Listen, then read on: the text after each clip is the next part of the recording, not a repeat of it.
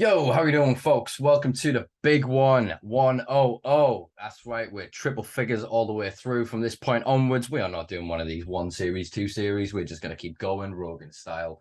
So yeah, as I said to you, we're going to hit four. I don't know if I'll live long enough to hit five figures, but we'll see how prolific and how many of these conversations we can put together.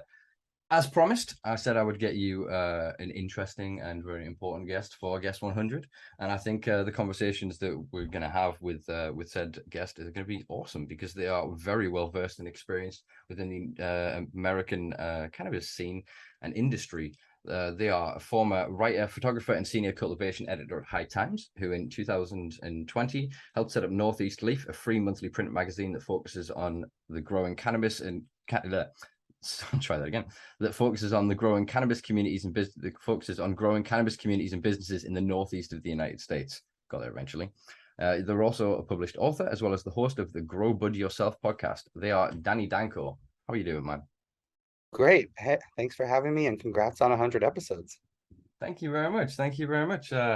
The doubters would say they didn't think we'd get here, but I always knew we would because I've got so much shit to say and so many wonderful people like yourself to chat with. So yeah, here's to many more.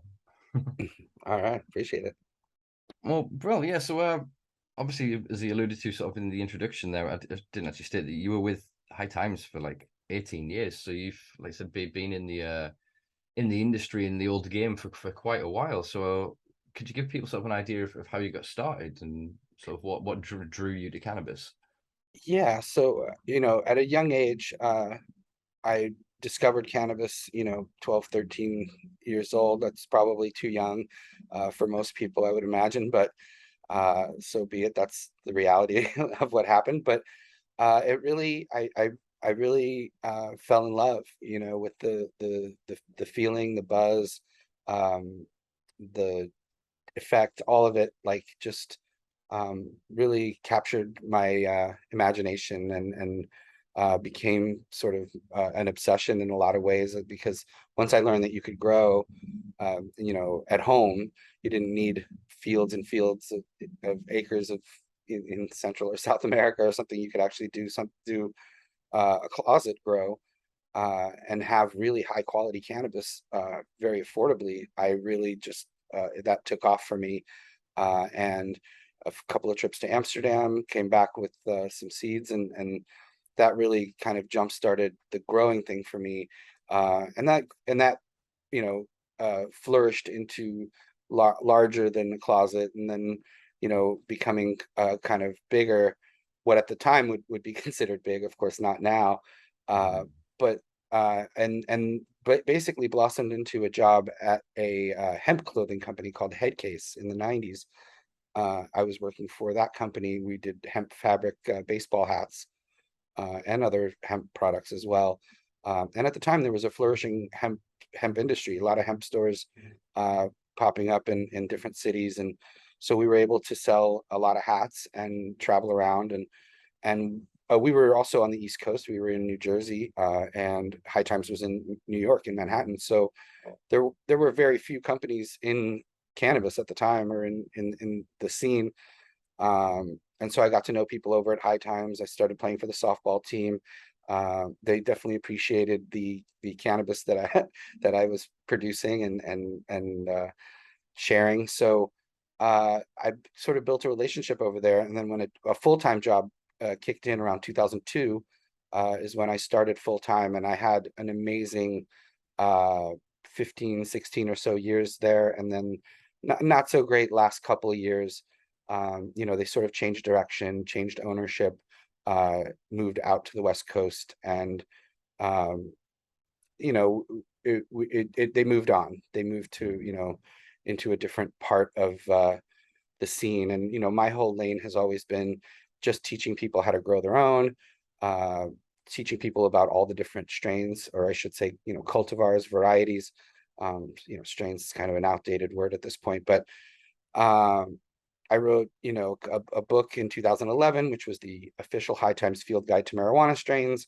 I, uh, I picked the top 10 strains of the year for many, many years, and I started the High Times Seed Bank Hall of Fame, basically so that people would know the companies that they can trust rather than sort of fly by night seed banks that may or may not provide what they're telling you. So yeah, judged more cannabis cups than anyone else on the planet, I think, at this point, between Amsterdam and all the ones we did here in America, and then a bunch of other contests that weren't High Times related.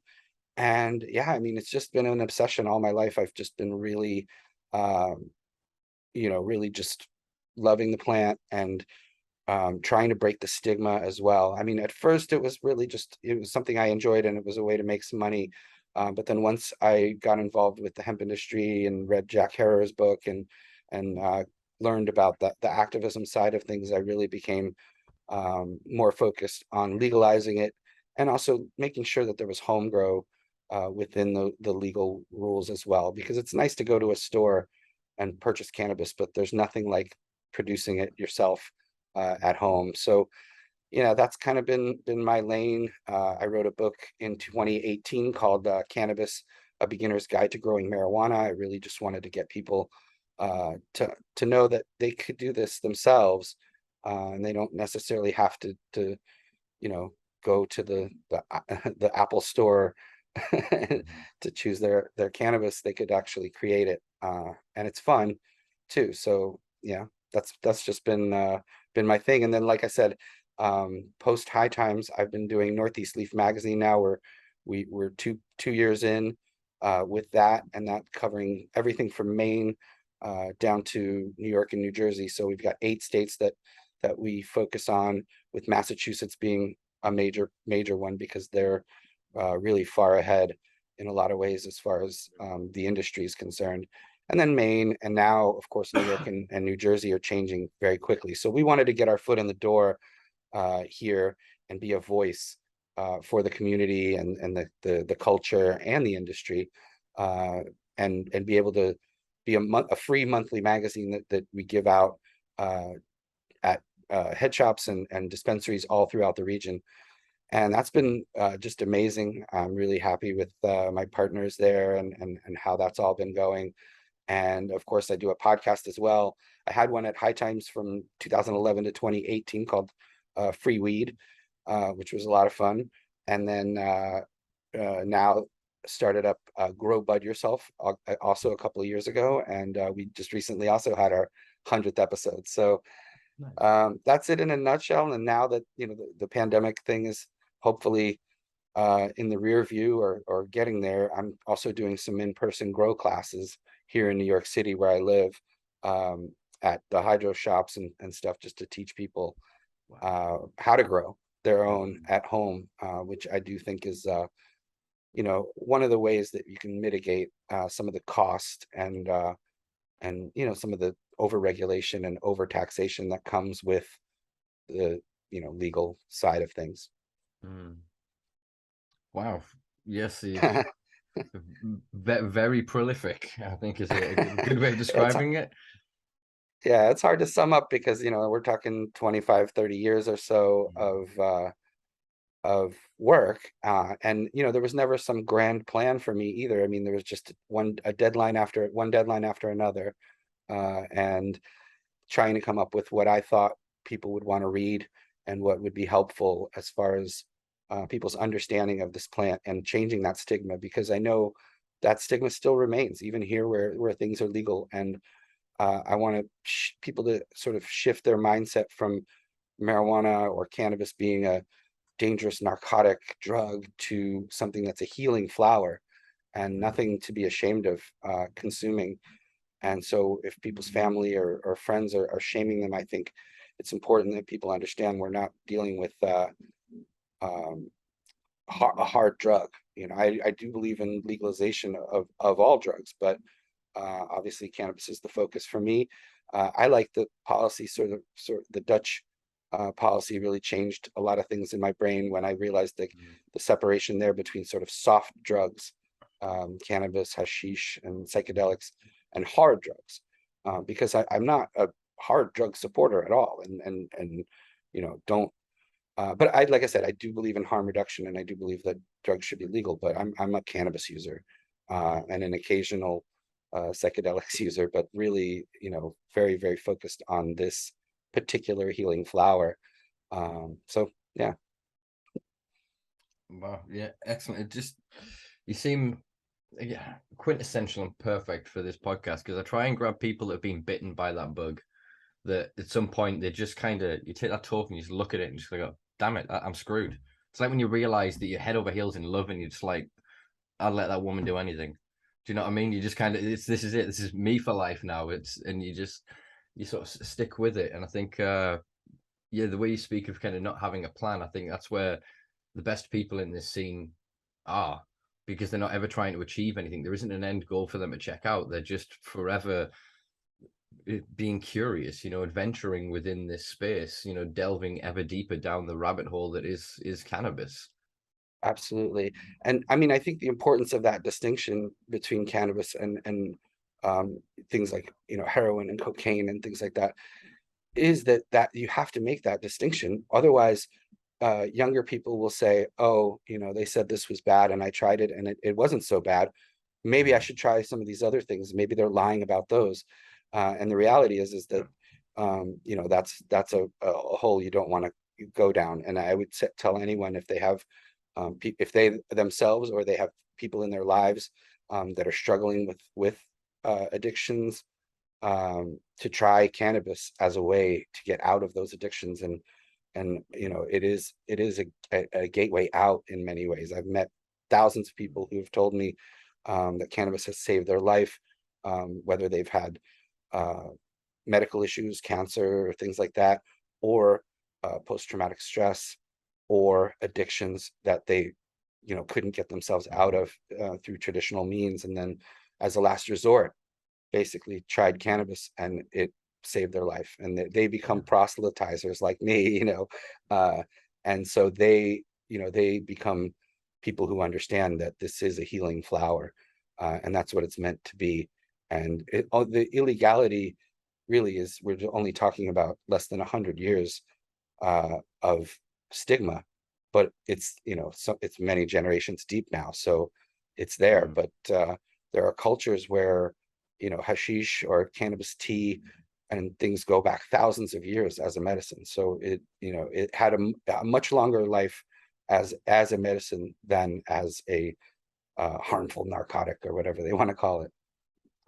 Yeah, exactly that. I mean, to sort of continue on your point, obviously my listeners and audience are quite aware of my stance on sort of all drugs. And it's what came into my head there was a lucid sort of analogy, in the drugs are tools. So let's say cannabis is a plaster, and benzo dopes, or something like benzo and fentanyl mix, is brain surgery. And so people that then gravitate, not just some of the people that gravitate first through curiosity to try different substances, the people that then typically get stuck in those patterns are people where those therapeutic interventions help in some which way, and then it becomes problematic with the overload and the dependency within that relationship. So if in society cannabis was a first remedy, not a last, as you say, people then wouldn't go to this. We're already seeing now a huge conversation in amongst the ADHD community, and go, well, why is cannabis so useful? Yet you're then prescribing people amphetamines, and you're then telling us on the other side that amphetamine rots brains and all this other shit that is just not scientifically true. It's a mass over exaggeration of the science, but it's portrayed in one way to create this juxtaposition where when we give you it, medicine, when you use it, dangerous drug. And it's kind of where we're at with this cannabis thing. And it feels like there's a war for the soul of cannabis as to whether we all want to obviously say that it's therapeutic and medicinal because that's how we use it. But we lean too far into their language, we risk it being taken from us. Do you know what I mean? And then going, oh, you're right. I'm working on this theory, and I'm researching heavily opium and cannabis production in the mid to late 1800s, and the prevalence of it in academic journals, because cannabis became quite popular prior to William O'Shaughnessy and that in the 1840s. But then when the creation of the hypodermic needle occurred a decade or so later, and then the syntheses of diamorphine and other opioid-derived components, opium, which was traditionally just something people could do, you mix it in a tea, you could smoke it, you could do whatever, suddenly became a narcotic because it became medicinal.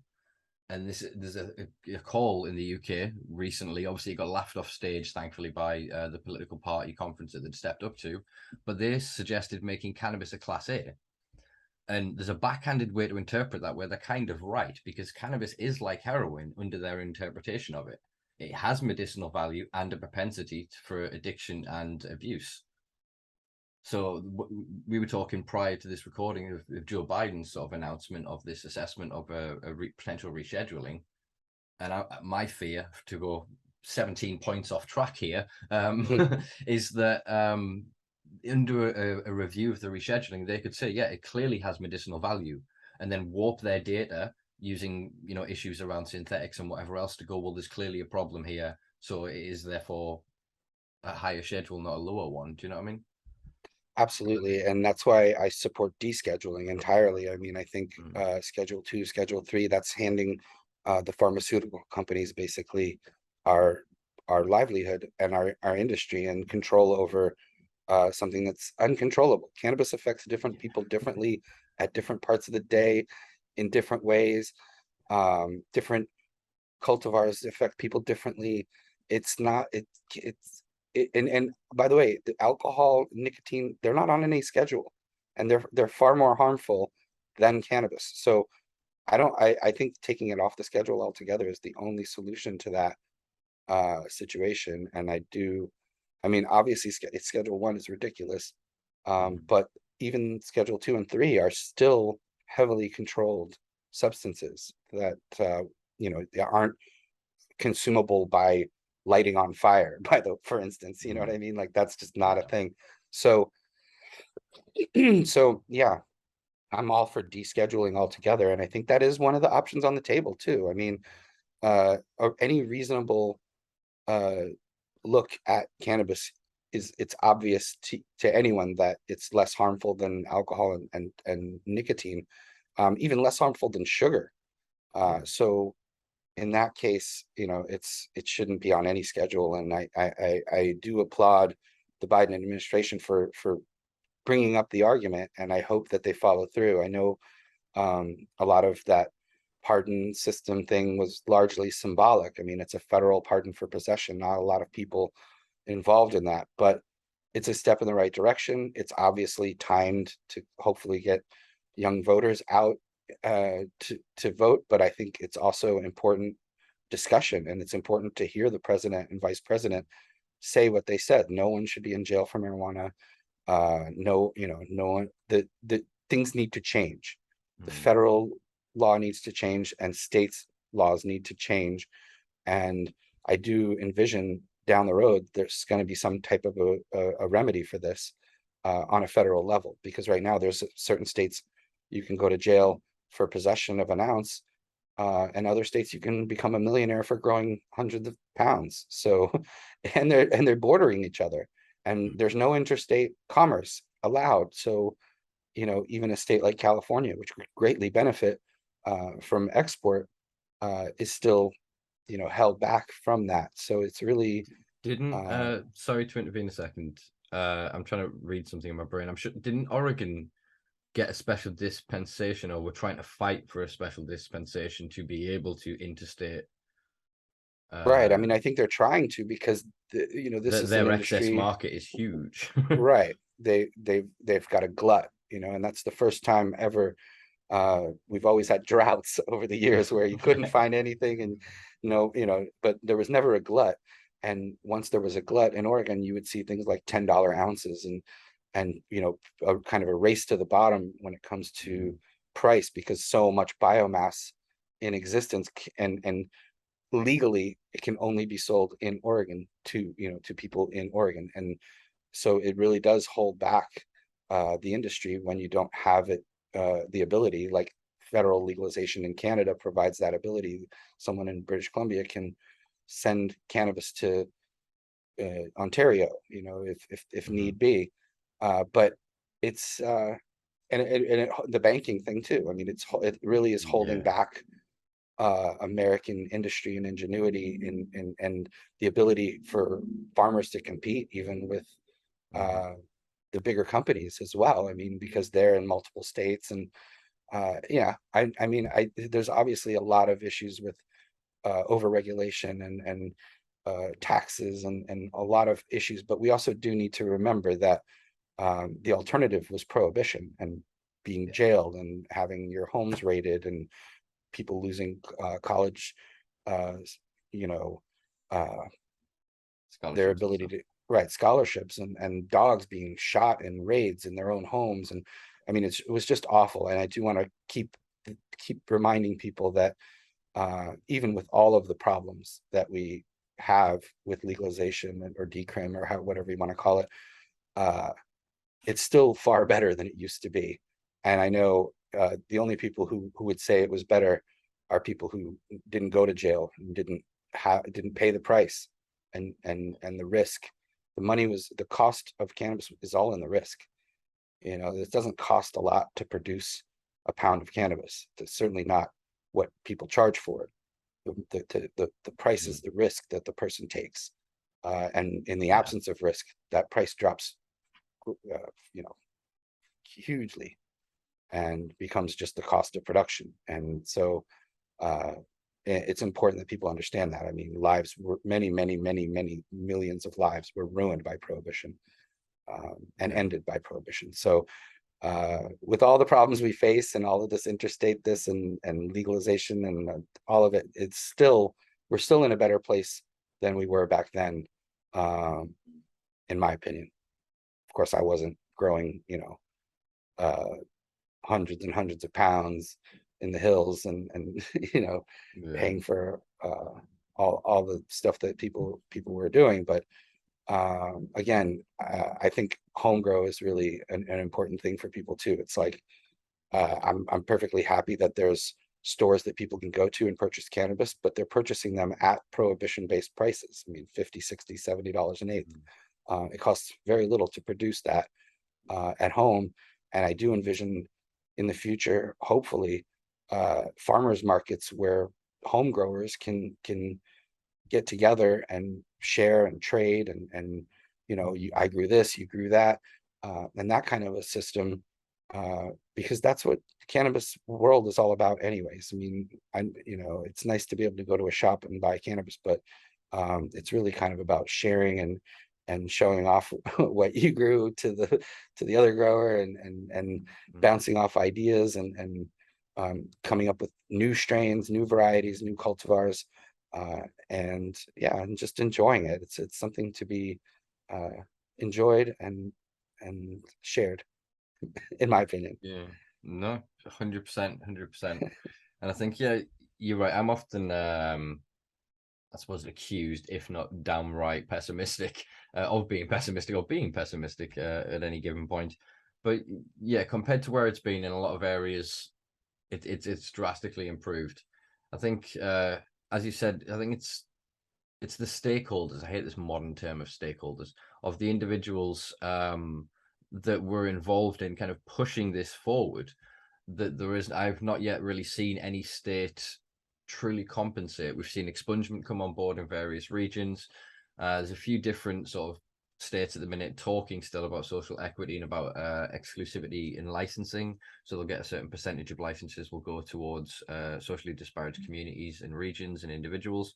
But there's no real sort of teeth in any of this.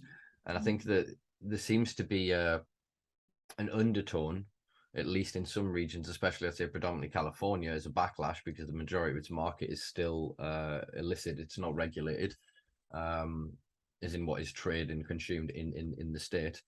The people are just going to fuck you and just do whatever they want. And the same way that you were saying, sort of decades ago, sort of back when you were growing sort of your plants under prohibition, that there's now a new generation of people that are being birthed into this prohibition 2.0, to I think it was Jody Emery I first saw use that term, and they're living under their version of prohibition. So although when we lived under a version of prohibition, yeah, there's never really as bad as back when you got shot for it, but there were definitely regions of the world where you'd be hung or you'd be death by firing squad or whatever for smuggling in large amounts, or actually negligible amounts by today's standard, to be fair. So yeah, I'm just sort of trying to get in my head then, how do we get to that that next place, because I fully agree with you. All of my, I don't know if you see, these are my protest signs from this year's global cannabis march in Wales, which is where the UK does ours. And all the bottom of that is hashtag time to deschedule, because I am fully on board with that. I believe cannabis should be regulated like sugar, because sugar is far more dangerous. Same with caffeine, same with fatty foods. It's not, when you say deschedule, doesn't mean, oh, wow, wow, West, everyone can do whatever the hell they want. No, it's then if you are going to sell it commercially, you would then have to meet hygiene standards, health and safety, that have to be worker rights, cooperatives, all unions, all the rest of it involved in the infrastructure in that is the same of any other product. Whereas at the minute it feels there's a little bit of space, either intentionally or just as a consequence of new legislation, where monopolization, conglomeratization, and just yeah, people taking what they can. I mean, capitalists being capitalists at the end of the day. Right. Yeah. And I mean, I don't want to give the impression that I think everything is hunky-dory and wonderful and that legalization solved all the problems of prohibition, because I certainly don't agree with that and don't believe that. But I do think, especially here in New York, we've got a fairly well-written law, which does include the social equity, real social equity, I hope. We'll see how it's implemented. I mean, that's yet to be seen. But home grow, all kinds of things, consumption lounges, which also is very important to me, places where we can get together and consume cannabis responsibly together, the way that people go to a bar and consume alcohol. It's important, and that's another thing that I learned from going to Amsterdam, is that there's a civilized approach to this whole thing, and part of that does include consumption lounges, places to consume cannabis. And so I mean, I have high hopes, pun intended, for New York. I do think that we can be New Amsterdam again, as we were in the past, Yeah. and that some of those stakeholders you were talking about and people from the legacy market are also going to be a part of the legal market and be able to thrive. But one of the things I tell people that are constantly trying to ask me how to get into the cannabis industry, I tell them, don't get in the cannabis industry. Grow your own cannabis, and you don't have to be in the industry. You just have your 4x4 tent in your house. Maybe you have a smaller space for vegging out your mother plants and your clones and seedlings, and then you've got your flowering tent, and that's all you really need to be self-sufficient and not be part of the industry and not have to worry about what cannabis is selling for at the shop down the street, because you produce it for pennies at home.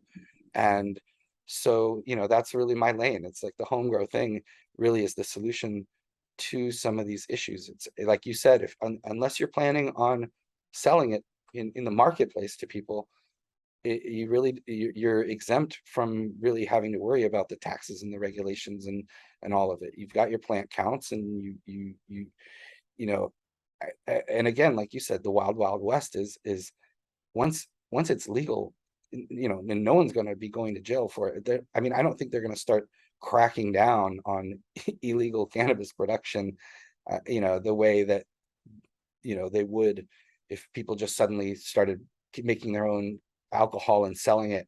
There's rules to that. There's rules. If you're brewing beer at home, you can't just bottle it up and start selling it. You have to comply with certain regulations at that point. But feel free to fill up your refrigerator and consume to your heart's content, because you made it yourself. And so it's like cannabis being treated like tomatoes, and you still want to keep them out of the hands of children. You want to keep it out of the hands of out of the mouths of your pets.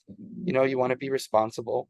Don't smoke at a playground with kids around and things like that. I mean, we have a responsibility as cannabis consumers to act responsibly when we consume. So, that's part of it too. We need to show people that, we are members of society. We are all among you, and we listen to your concerns as well. We don't want children getting gummies. There should be adult packaging, child-proof packaging on some of these products, to keep them out of improper hands. But under prohibition, there is no regulation at all. So, just like with alcohol prohibition has never worked for anything, Yeah. so, and it doesn't work for alcohol, doesn't work for cannabis, doesn't work for harder drugs either. It's not the right policy. It's punitive. It's not preventative at all. And we really need to get to where, uh, we find solutions to these problems instead of just putting band-aids on a gushing wound. It is important, I think, to make that separation. I think it's important, like I said, for people to understand to act responsibly. But, uh, you know, at the end of the day, like I said, if you're so worried about the cannabis industry, drop out. There's no there's nothing Yeah. stopping you. So I do think that Mhm. there's a lot of concern. Obviously, there's people coming in, they want to make money, but all of that gets figured out in the end. I mean, I've seen so many brands come and go. I've seen people jump in thinking that they're going to make millions of dollars. What they say about the cannabis industry, for most of I can count on probably two hands, the really successful companies, and the Mhm. rest are just spending other people's money, flying around on private jets and doing their thing, but they're not here for the long haul. I'm a lifer. I'm a true believer. I don't need to make $1 million. I don't need to even make, you know, anything. The plant grows freely, and so monetizing it and really kind of, they say if you want to make $1 million in the cannabis industry, you got to start with 5 million. So good luck with that. And I think the way people are growing now too, these big industrial warehouses, 100,000 square foot warehouses with lighting and air conditioning. I mean, I think that's going the way of the dinosaur at some point because Mhm. of the cost of production. Everything's going to be in greenhouses or fields, controlled greenhouses where you can control the environment. You can take advantage of the sunshine when you've got it. You can add light if you want to supplement light supplementation. You can do light deprivation if you want to flower in the middle of the summer. All of that is going to be the future of cultivation on a large scale. And so there's a lot of money being wasted and a lot of Mhm. energy being wasted in producing something that grows wild and prefers full sun and Yeah. living soil, and not chemicals and fake lights. Exactly that. It's because of its drug status, because of decades, century plus of propaganda and reefer madness lies. We hold it so absent from nature, forgetting Right. that it is a weed. It is one of the best adaptogen sort of plants that we have. Really, you put a genetic from somewhere in the world somewhere else, and as long as you give it a good start, she'll adapt. If you allow it to rewild within a few generations, she will be spot on. Right. And And it's yeah, you're right. They pushed us indoors, and now it's time to come out Mhm. from indoors. Yeah, We went indoors to keep this plant alive and keep it going. But stay hidden. yeah, but without prohibition, it's time to Mhm. grow in full sun and living soil and improve on that soil. And every year, just add organic material on top and grow your plants, and there's really not a lot of money that you need to spend if you're doing it the right way. Uh, and Mhm. I think we can have a negative carbon footprint in that manner. Outdoor plants are pulling carbon dioxide from the air and sequestering it in their Mhm. roots and throughout. So, I do hope and dream about the plant really being outside in full sun and growing Mhm. the way that it should. Yeah, man, entirely agree. At an industrial scale, yeah, all day long. And since we're moving into this modern era of carbon credits and all of the rest of it and offsets, yeah, done correctly at large scale means everybody could have a closet grow and not be detrimentally impacting um their, adding to their carbon footprint, wasting energy for the sake of wasting energy. With basic education techniques, people can maximize their yield to what ratio. For all, it's not really so much of a thing, but it is still something the industry likes to talk about. um yeah, the spreading of this information, whereas it feels like we're in a bottleneck at the minute, because as you said, there are, as I colloquially mentioned them, as known as chads, these sort of newbies getting into the industry that are spending daddy's money. They've got all these investors, and yeah, they smoked a bit of weed when they were in college, but they don't know the culture. They never took the risks. You know, they knocked on their mates when somebody said it smelled of weed in here. You know, that kind of individual. And I meet them at these conferences, and I'm just the Oh yeah. hollow. There's just like, no, you are no, get away, slimy people. Just but anyway, that's my prejudice aside.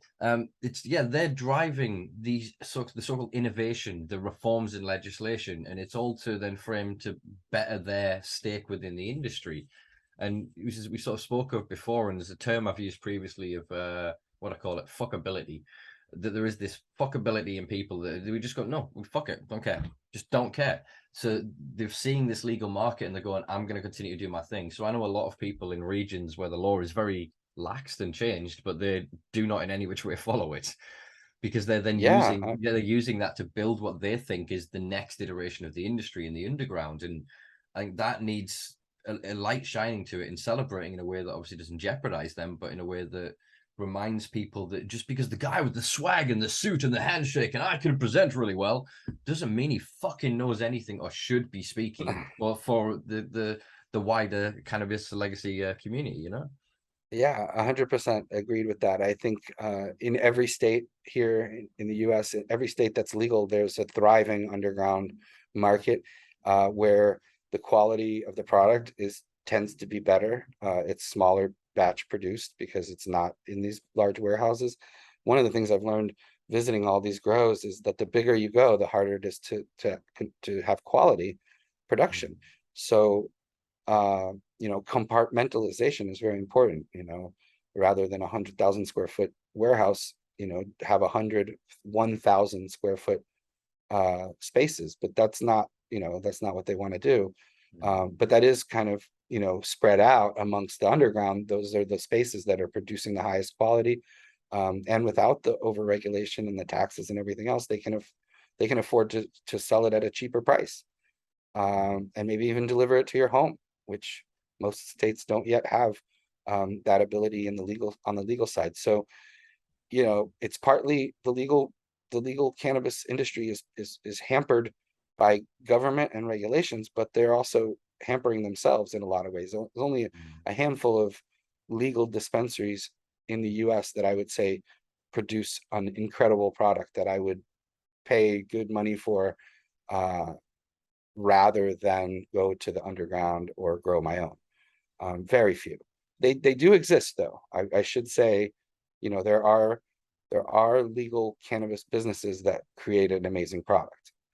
So it's not 100% of one thing or another. It's just that they're few and far between, because there's only a certain segment of the marketplace that cares too. I mean, that's another thing. It's like some people just want a vape pen or a pre-roll and they don't care what it just makes them feel good, and that's fine. They're not connoisseurs, they're not aficionados, they're not using it for a specific medical purpose, and so it's not as important to them where it comes from or who made it or any of the details.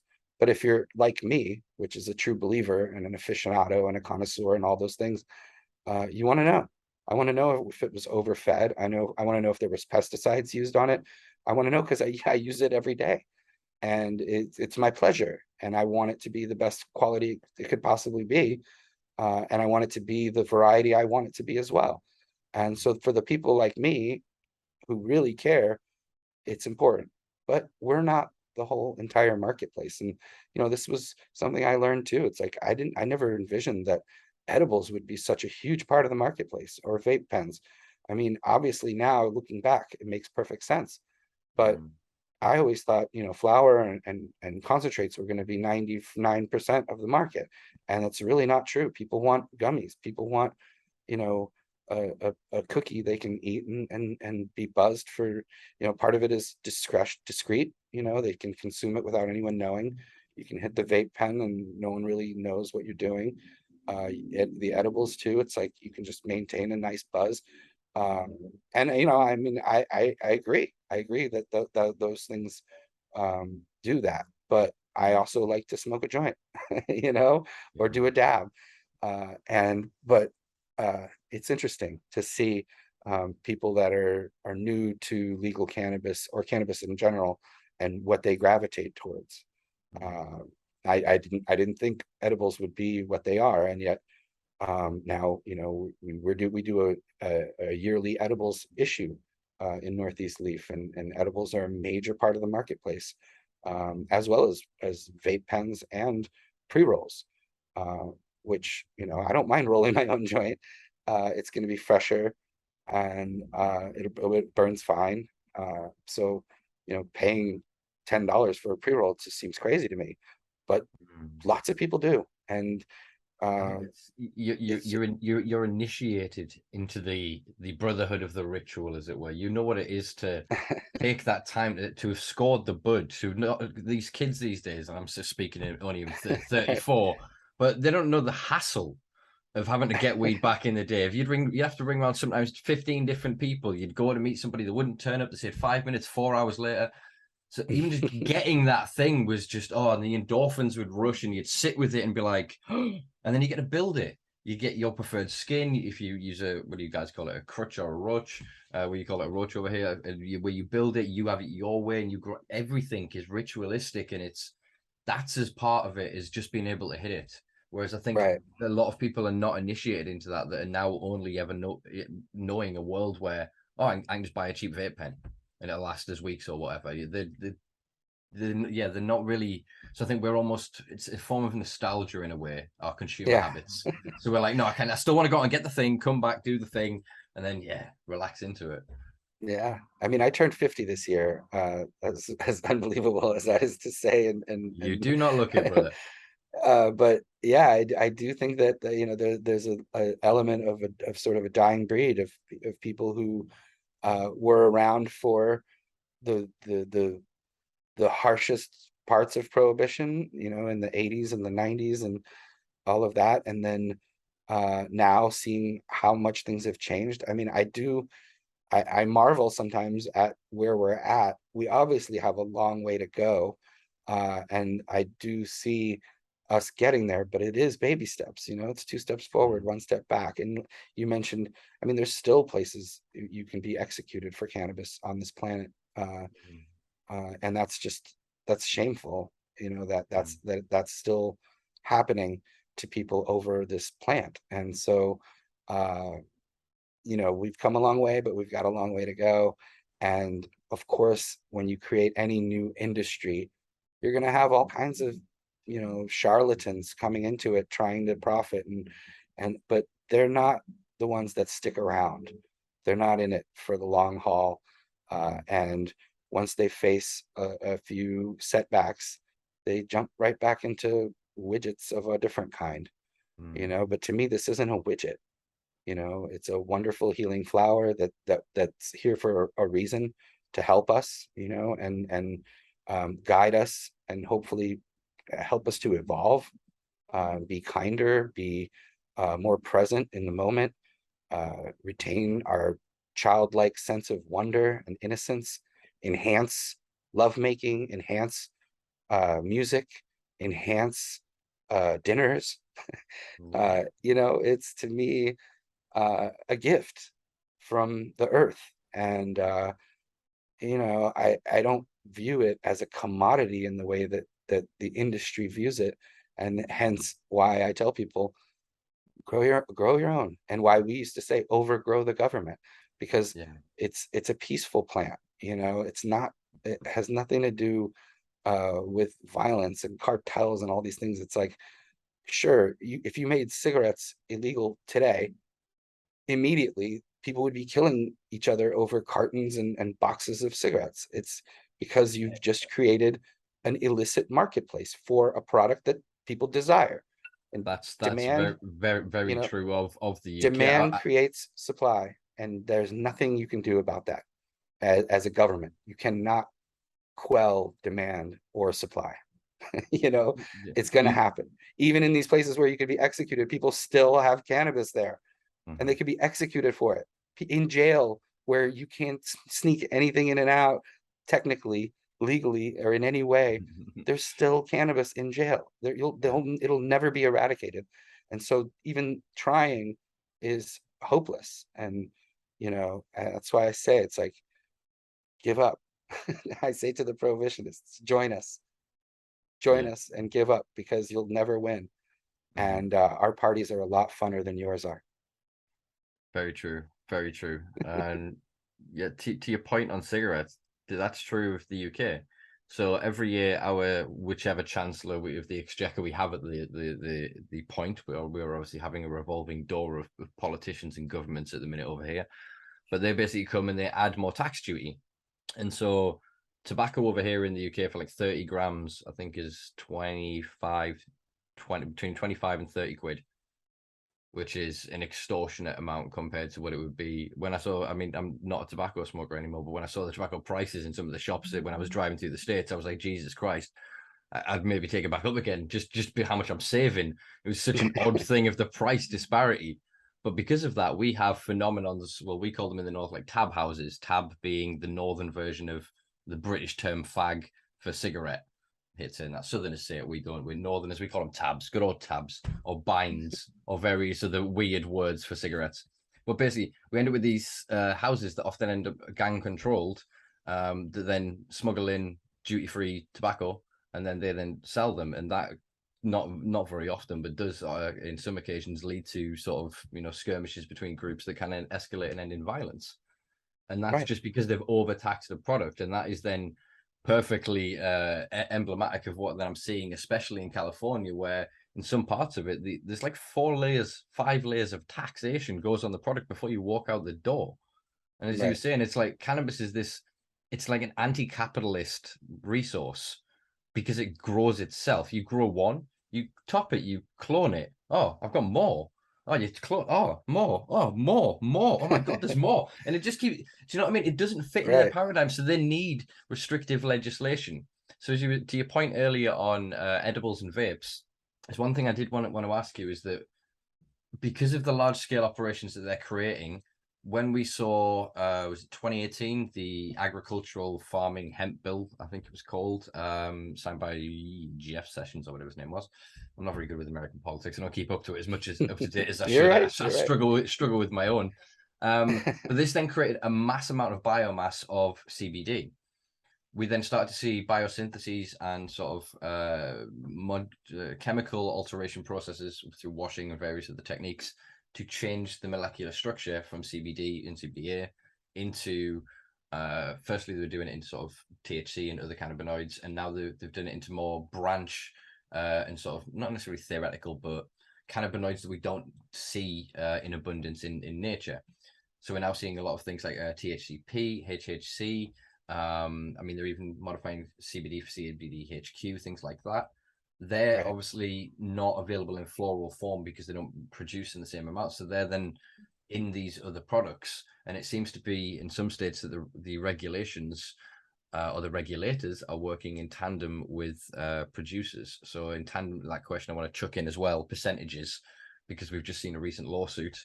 I can't name either the plaintiff or the defendant in this case. I can't pull it out my ass. But basically, they've been sued for alleging a product at 43% THC that then was tested at like 25. And this has obviously been considered common practice in the industry. So there's several things Right. to discuss there. So there's a jumble of questions for you, Danny. Yeah, well, just like with the edibles and the vapes, I was in the hemp industry, as I mentioned before, even working at High Times with Headcase. And at that time, it was fabric and seed. That was the hemp industry. We hadn't, discovered that CBD was contained in the oil of hemp flowers. That all came later. And so it's mind blowing to me now to see that most hemp isn't grown for fiber or seed, but for oil. And from that oil, you can then create these things like you mentioned, and Delta 8 is the one that's very popular here. Um, but it's it's only exists because of the loophole created by the law that you mentioned, because hemp is legal if it's 0.3% or less of THC. And so therefore they extract all this oil from massive amounts of hemp biomass, and are able to then convert into something that has some kind of effect that mimics THC and the other cannabinoids, but is a chemical process that's used to create that, only because they can only work with low THC oil. The solution to that isn't to create more synthesized products using more chemicals. It's to legalize THC oil, and because there is no market for Delta 8 if people can get Delta 9 THC. Actual, there's really it's a workaround. It's a way to basically say, oh, this is going to have an effect, but it's you won't get stoned, but it'll stone you. It's kind of like this weird, loophole thing that they've got going. So it's strange. I'm not a big fan, obviously, of those products, the Delta 8 stuff and all of the synthetic cannabinoids. I think that's really kind of, first of all, it shouldn't be handled by farmers. It should be handled by chemists, and there should be standards there as well. But I do think that all of these things are are symptoms of prohibition. So when in the 80s and the 90s, there was ads in High Times even for fake cannabis buds, that you could order if you I don't know, if you wanted to smoke it but not get high, or if you were drug tested at work but you didn't want to smoke tobacco, or if you were a dealer, an unscrupulous dealer, and you wanted to pad up your pounds with a little extra or whatever it might be. I don't know, because I never tried it because I had cannabis. And I think if people had more access to the natural product that occurs from the soil and the sun, they would not be interested in these synthesized chemical products that are basically created to mimic something that already exists. Just like the indoor grows are created to mimic nature outside, but it's unnecessary if you don't have to do it that way. It was our way around it, back then, and it's no longer necessary. So I think, you see a lot less Delta 8 products in states where cannabis is legal. That's a fact. You see them in gas stations in the South, in states that aren't legal, and it's even there, that it's no one really knows what this even is.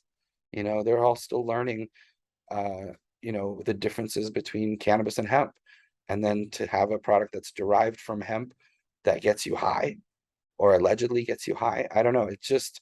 It's confusing to me. I don't think it really needs to exist, and in the absence of prohibition, it wouldn't. I think it shows the fragility and the fallibility of there being a dichotomy and distinction between hemp and cannabis, because hemp in the US is the approved cultivars of cannabis that is less than 0.3% THC. Yet in the UK, it is the pre-approved European list of cannabis cultivars that are less than 0.2% THC. And we know that nothing else is really that much different. Obviously, we're starting to explore more of the taxonomy now, and we're speaking more in broad type. People speaking of like drug type as they're starting to now break down regions in like Afghanistan, Pakistan, and along the Tibetan plateau. We're starting to understand more and more sort of where different bits come from. But the consensus seems to be pointing towards that, well, it's all still got the same blueprint. You can effectively modify and bring out through breeding processes, selective breeding processes, the back crosses of these genetics, and rebuild and reconstitute them. So we've seen there was a really good, was it American or Canadian study that basically spoke of the creation of biomass. And again, if it wasn't for this loophole of we just want the oils, we want the flowers, they'd be looking at the other byproducts of it. And again, the biomass, if we were then producing the seed oil for bioethanol, for example, that would allow the states to keep running diesel engines. We've also then looking at the health of the plant, that if that plant was then cannabis, not hemp, for all them said they are the same thing, if it was allowed to express at a higher level of THC, the productivity of it increases. I can't remember the number off the top of my head, but a vast amount. The health of it, its basic internal power plant that it uses to produce the various different chemical syntheses in the trichomes occur at that higher level. You've then obviously got people, can't name anyone off the top of my head that I was going to think of. I was thinking of Keith Stroop, actually, because I saw him say it once when I was in Seattle. But this whole 1% entourage effect thing as well. So then if you're using that as an oil, you then don't have to go through these processes. So you could theoretically be producing hermaphroditic plants that are getting seed and getting oil. You then extract from oil and seed and fiber.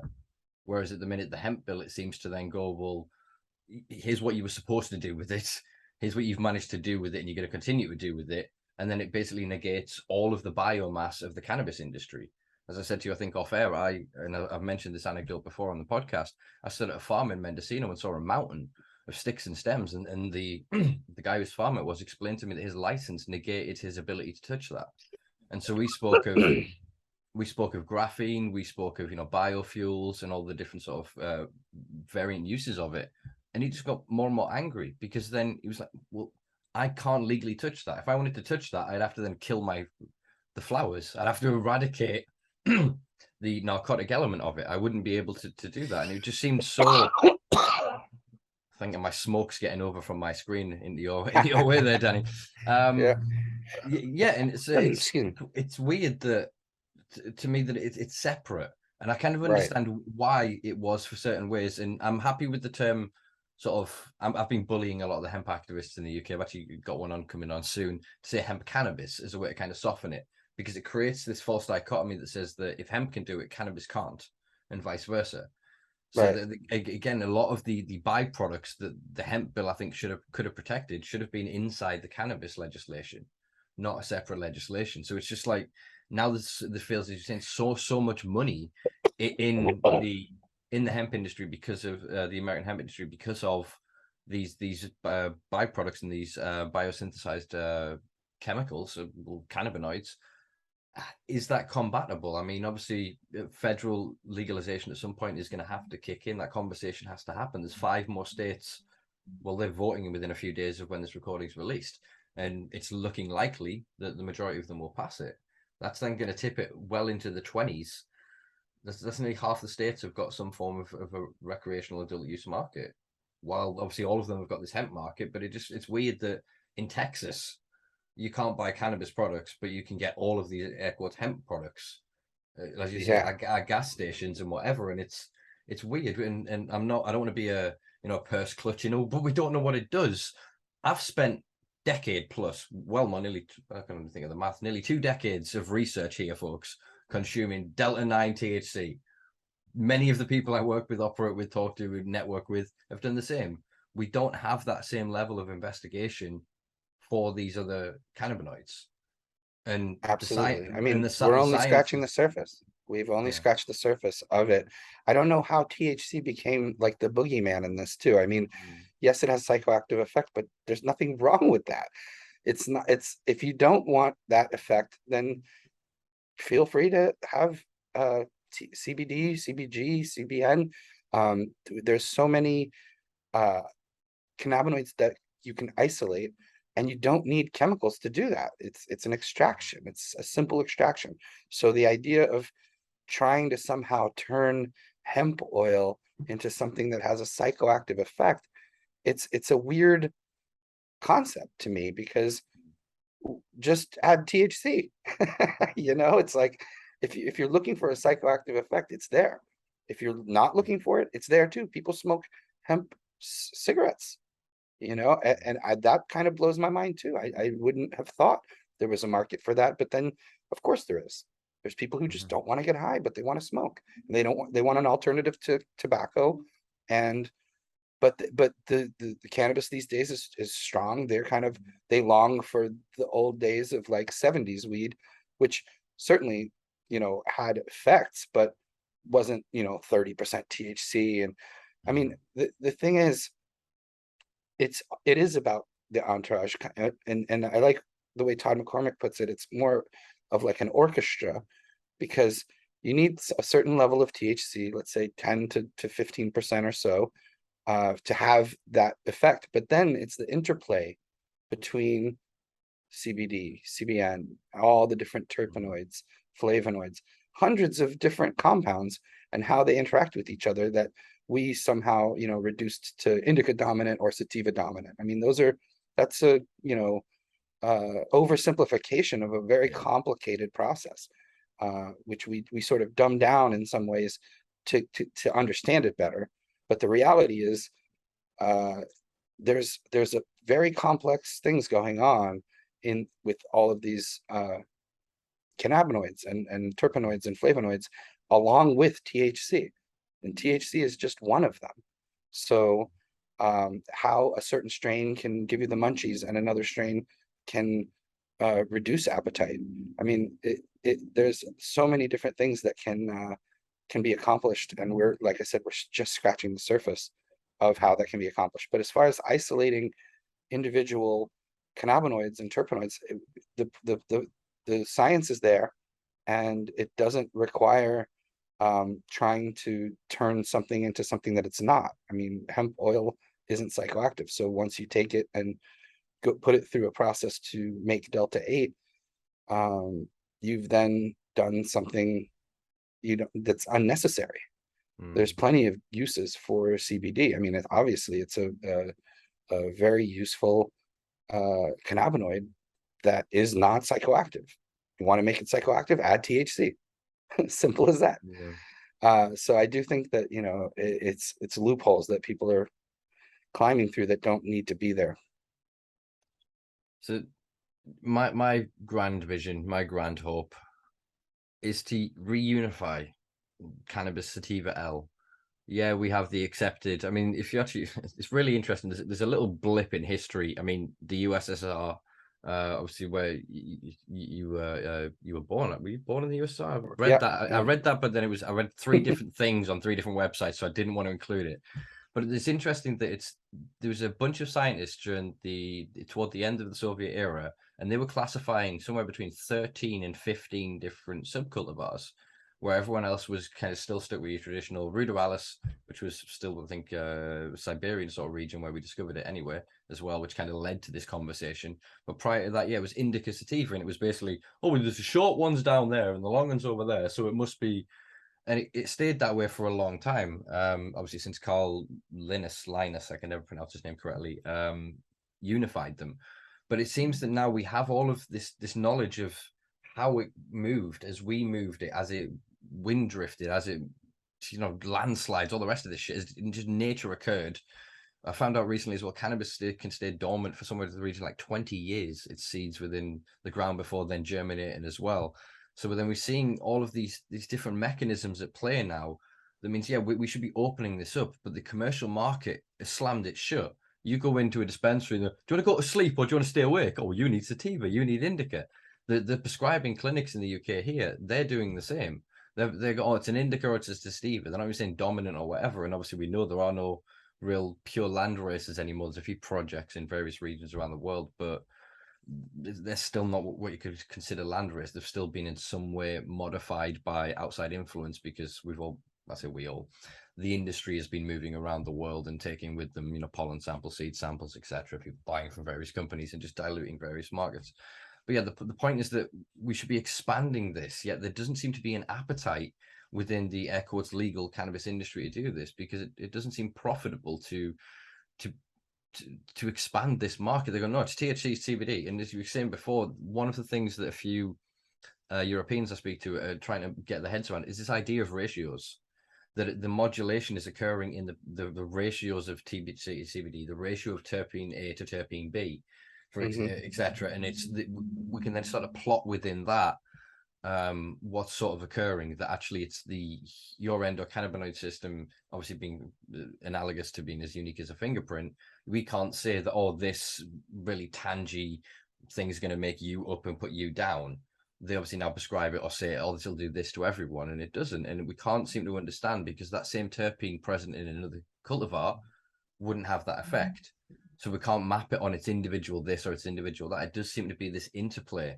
But again, in academic circles, I don't see much, or at least publicly. Obviously, I know a lot of stuff occurs now because it's all patented, protected, etc. But there's not much public discourse. Do you know what I mean? It's just there's still, and I see it from people I respect as well.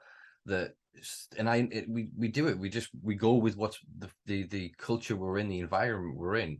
But there just doesn't seem to be much dissent against this corporate narrative of, no, cannabis is really simple. There's hemp and it does this. This is medical. That's this, and that's the dangerous stuff. And it's like, Right. no, you've really missed it. You've really missed it. Right. Absolutely. And it's a plant that adapts to its environment. That's why it's so widespread. And a difference of 1,000 feet of altitude can change the plant drastically. And when you harvest is important too. I mean, if you harvest the plant early, before it's ripe, it's going to have a more of an up effect too in many cases. And if you let it go later, post ripe, some of the THC and CBD converts to CBN, and it becomes a more lethargic plant. Even if it's a sativa plant, when you harvest matters. So there's so many factors involved, including us as consumers. A 250-pound person is going to be affected differently than a 95-pound person.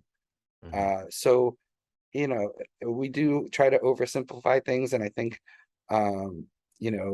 we've taken something very complicated and tried to put it in a box, and it doesn't really fit into the box. It's more than what we envision as like the simplistic sort of dumbed down way of looking at it. And that's why it's important to have testing and to be able to isolate these different things and figure out what does it really do. What does it do when harvested early? What does it do when harvested late? What does this cultivar do? What does that one? And as far as the gene pool goes, what you were talking about, everything these days is polyhybrids of things that are and that's why the different phenos come out, and nothing is really stabilized in the way that it should be, not a lot.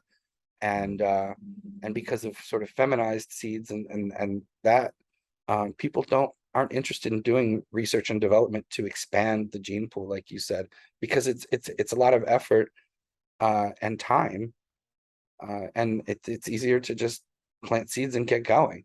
And I think that's a bit short-sighted of us as well, because there's new things to discover and find just by cracking new seeds and selecting from large populations the way that real breeding is accomplished. And you mentioned the Russian scientists, that's Nikolai Vavilov and Michurin, and they were basically crushed by Stalin because that was viewed as bourgeois genetics. Mendelian genetics was bourgeois, and that that it was trying to suppress the peasant farmers who could be growing pineapples in the Arctic Circle if only they were unleashed to do their thing. And that you're right, they also discovered cannabis afghanica, which they basically classified as in Afghanistan as drug cannabis, because they knew ruderalis and hemp cannabis from Russia and realized, hey, this is the same plant, but it's adapted completely differently. Humans have over time also selected for resin production because they're making hash out of it. In Southeast Asia, they're choosing for tea that you would brew out of the flowers. So it's a completely different selection process, resulting in a completely different cannabinoid profile. So again, yeah, it's complicated, and we need more research. We need and the research is suppressed because the DEA doesn't allow it, and what our federal government does is what the EU and everyone else sort of follows. And we definitely need to unleash some scientists and less bros on the situation for sure. And I hope that's happening. I feel like it's happening. A lot of studies are finally coming to fruition. In the past, even the studies had to be, first off, they were done with crappy plants that were grown in Mississippi or seized cannabis that was it's just all over the place. And if you were able to find negative results, your results were amplified. If you found something positive, it was suppressed. So you can fill a bunch of lab rats up with like more THC than anyone could possibly consume, and then, you know, that's going to be the paper that is published in the journal, to show harm. And they've been trying to show this harm for 80 plus years, and they've been unsuccessful. You know, I just yeah, I mean, the time has come to evolve out of this ridiculous way of thinking you can suppress something that, first off, is beneficial, and second of all, people enjoy and want and desire and demand, which creates supply and therefore can't be stopped. Yeah, exactly that. It's intrinsically built into the nature of cannabis. I mean, we literally started global eradication 50, 60 years ago, and it's never been more prevalent. You know, there are a couple of million people that are dependent on cannabis as a livelihood, and there are still people using the same traditional techniques that their ancestors used hundreds, if not thousands of years ago. Yeah, you speak of things like bang, charis, all these other different preparations of techniques, and the selection of their cultivars. I'm lucky enough to be in conversation. There's two really good projects out in well, they're both sort of based in Pakistan, but they're working sort of between and within sort of the tribal regions. The tribal elders identify as sort of having autonomy, but are not obviously given autonomy in the regions, and they are wanting to utilize cannabis as a way to sort of give them autonomy and to utilize it within the 21st century, to modernize their techniques, to be able to participate within the global marketplace, which I think is a wonderful thing. And some of the genetics they have producing in places that are not, it shouldn't work. Cannabis that can sit under snow, you know, it's frost resistant. It's like, what? They've got drought resistant genetics. It rains once a year, sometimes not at all, and yet they get a little bit of rainwater from up on the hills, and they manage to keep a plant going. They then did tests on them and found that the cell linings of the on the plants, I mean, they require less water to have the structure. They've adapted to find a way to have the strength without needing moisture within its structure to provide rigidity. And again, those sorts of traits, in the same way, there was a company, actually, I think I wrote about a few years ago, tried to patent the day neutral gene, which is what ruderalis basically is providing when we're breeding into autos, in an attempt, a very vain attempt, it would seem, to try to stimulate it, modify, use CRISPR or the techniques to turn it on within existing genetics. So yeah, there are these things I think are vital, but applied by the bros and not by the passionate, loving enthusiasts, the researchers that, you know, go and get the degree, want to work in the space, want to spend that time with the plant. Then yeah, we can end up losing that. And this is something that is quite scary, because there are some wonderful spots in the world that again have amazing, what we would still consider landrace genetics, that don't yet have a market but risk being exploited by the same sort of, I'd call them vulture investors, that set up in Canada and Israel and Australia and elsewhere. Absolutely. In Jamaica. Shit, yeah, Jamaica Yeah. is yeah, it's a sad state of affairs, actually, when you really consider it, because I consider what is happening globally, it's a new form of colonization, really. We're taking a resource and knowledge, and instead of then landing and killing and invading and occupying, we're going over with promises of establishing industries. And there'll be all these domestic licenses, and there'll be X, Y, and Z. And as soon as the infrastructure's there, just no, falls apart. Because that's not what they want. They want the cheapest crop. They want the cheapest labor. They want the cheapest energy. It's bollocks. It's not about liberating the cannabis consumers, which is what my vision is. That's my life's work with this, is to see a world where, unfortunately, it means for the people that really don't like weed, they're going to like the future. Because as Jack Harris said, I mean, or paraphrase him, you know, cannabis is the future of all mankind. Otherwise, there isn't a future. And I think that is so fucking true. It becomes more true every day when we realize its potential with graphene as a supercapacitor. You know, when we start to recognize that it could replace polypolymer plastics. You know, when we start to look at it as, like I said, biofuel in terms of replacing opioids, SSRIs, and all of these other sort of things. It's massive, but it changes the face of the world. And I think we have literally we're on page one, a couple of sentences into the first paragraph, and a lot of the bros are going, "Oh, it's game, it's over." It's like, no, you don't know the fight or the struggle. This isn't a fucking sprint. This is a marathon. And most of us have been, and I say this as a young man still, most of us have been running this our entire lives. And, we've got the longevity in the legs, and we're going to crawl if we have to, but we're going to get across that finish line. And I think they don't quite get it yet, and they're not quite committed to it. But I do feel there's a generation of the youth that are going to grow up in this world of vaporizers and edibles and all of the rest of it, and still want more, still desire and require. Whereas there's a lot of the old school activists have kind of got to where we are and gone, that'll do. And it's good. They've carried the mantle this far, they've done, but they need to hand it off. So we need this inspiration of this transition generation. And I worry that my generation in the UK and Europe are just sat here going, any minute now, any minute now, any minute now. We're staring at Germany, for example, which is another question I wanted to ask you about, actually. And just going, if they go, the rest of us, we can get there. While at the same time, I've still got mates to get in their clubs raided. I've got mates getting their personal crops raided. I've got mates getting pulled over in cars. I've got people with scripts that the police are still arresting them, even though they've got a legal pot and they were in a legal setting and they were following the law. So it's weird that it's created this impotence, this kind of just lethargic feeling of just, all we've got to do is wait a couple of years, without realizing that, no, the bros are already at it. That wave of Chads is going to crash upon the European shores, and they're going to bring it for every penny they can. Absolutely. Yeah.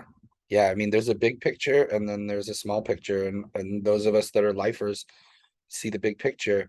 And the big picture is not, what the small picture is. And the small picture is this get rich quick scheme, cash in and get out. And that's just that's not even in the spirit of the plant.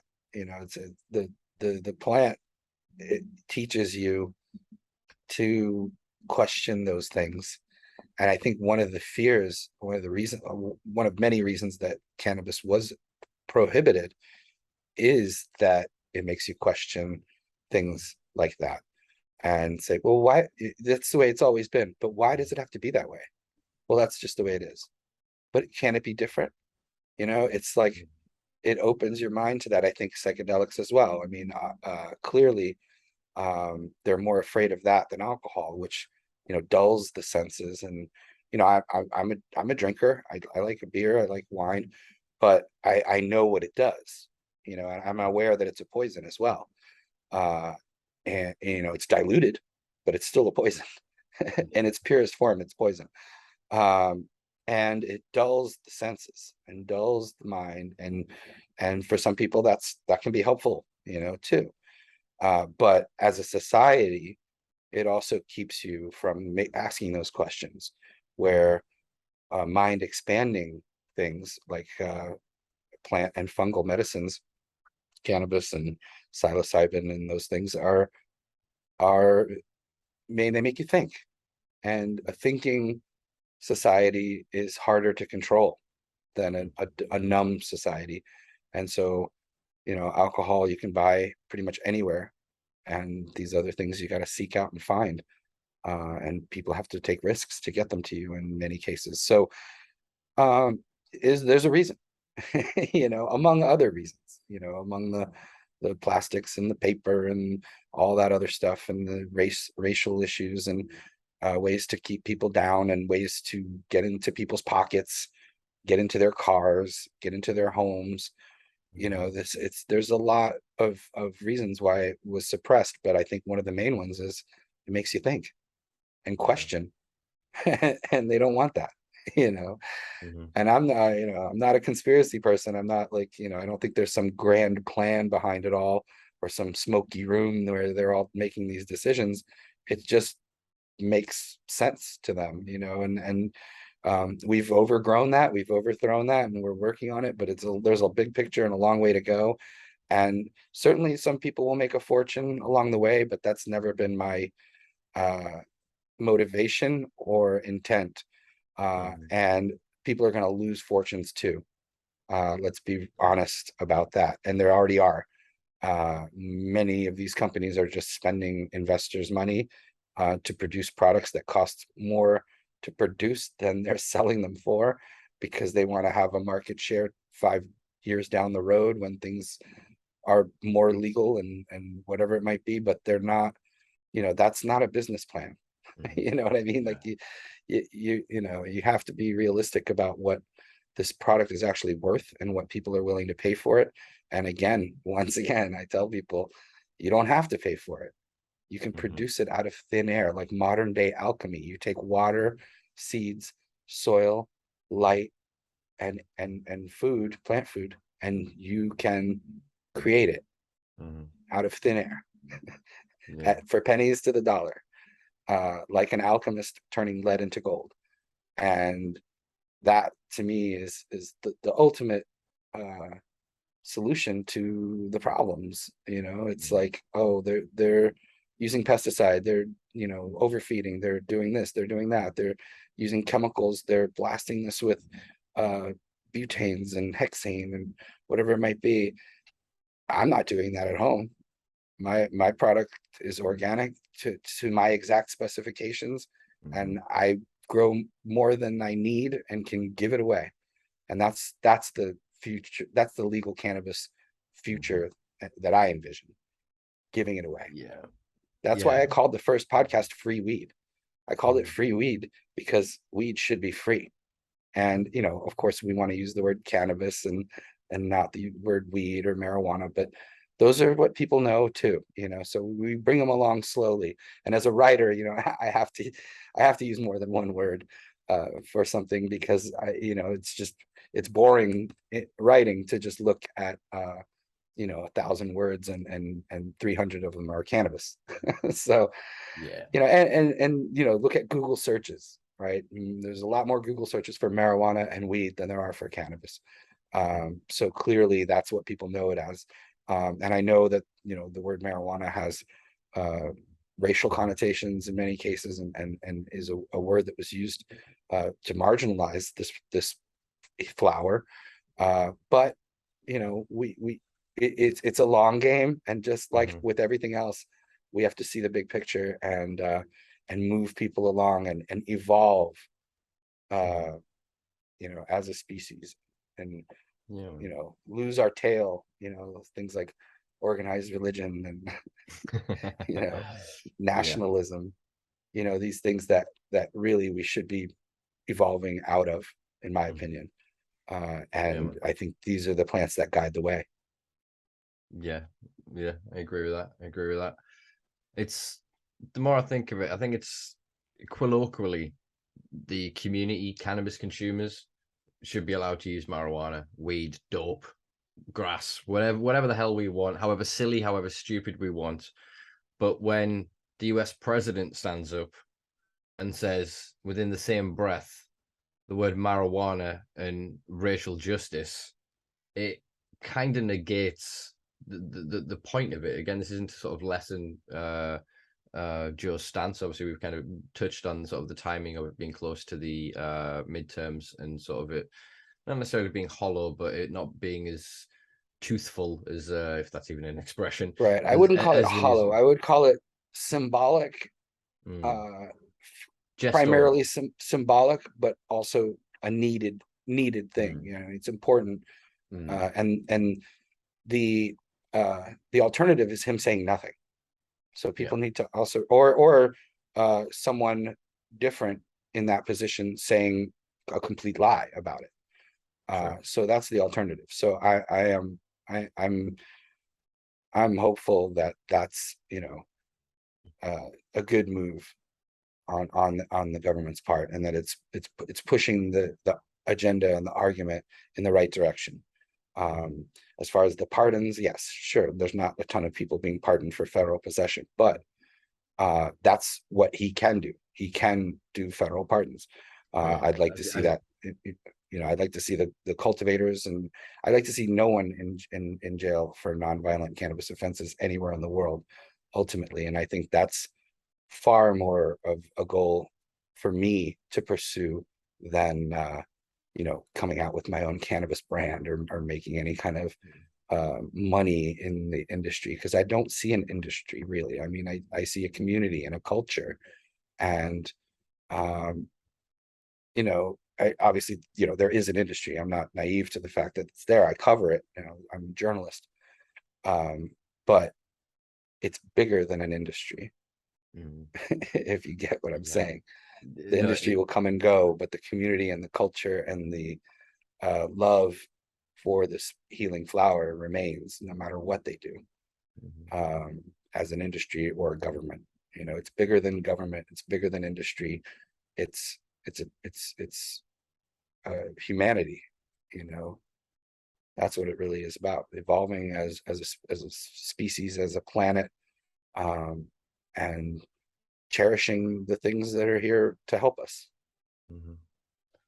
Yeah, man. I think in terms of it's a it's not just a community or a culture. It's a lifestyle, but it's not necessarily one that you just adopt. I think as some of us just try cannabis at whatever age it may be, and it just something clicks. Something is just there and going and it's like this whole world of all these potentials and uncertainty, and it's like that's my life. I'm Right, this that I want to be safe for this. I consume right. this plant. Why am I not the same as the person that drinks alcohol? You know, why can't I express myself? There's obviously been great radical movements over the past, well, literally in tandem with prohibition. The harder they've gone against drug users, the more society's then gone, oh shit, wait, it's wrong to segregate black people. It's wrong to be racist in legislation. Oh shit, it's wrong to legislate against homosexuality or sexual identity. We've had all these revolutions within those active communities. Yet drug users and cannabis consumers in the middle are just sort of we're stuck. And we've wanted this identity, and it feels like this corporate machine, this neoliberalistic capitalist machine, has come along and gone, let's buy their culture and sell it back to them. Or let's not even buy it, let's just take their culture.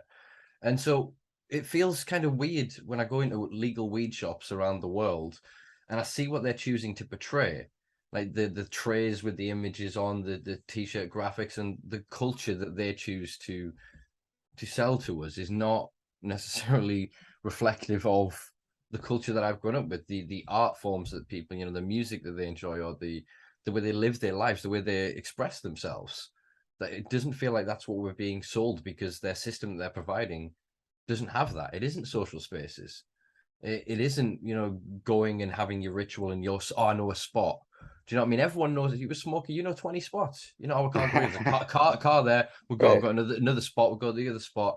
So they're not understanding why we do what we do and what we want to do within the industry.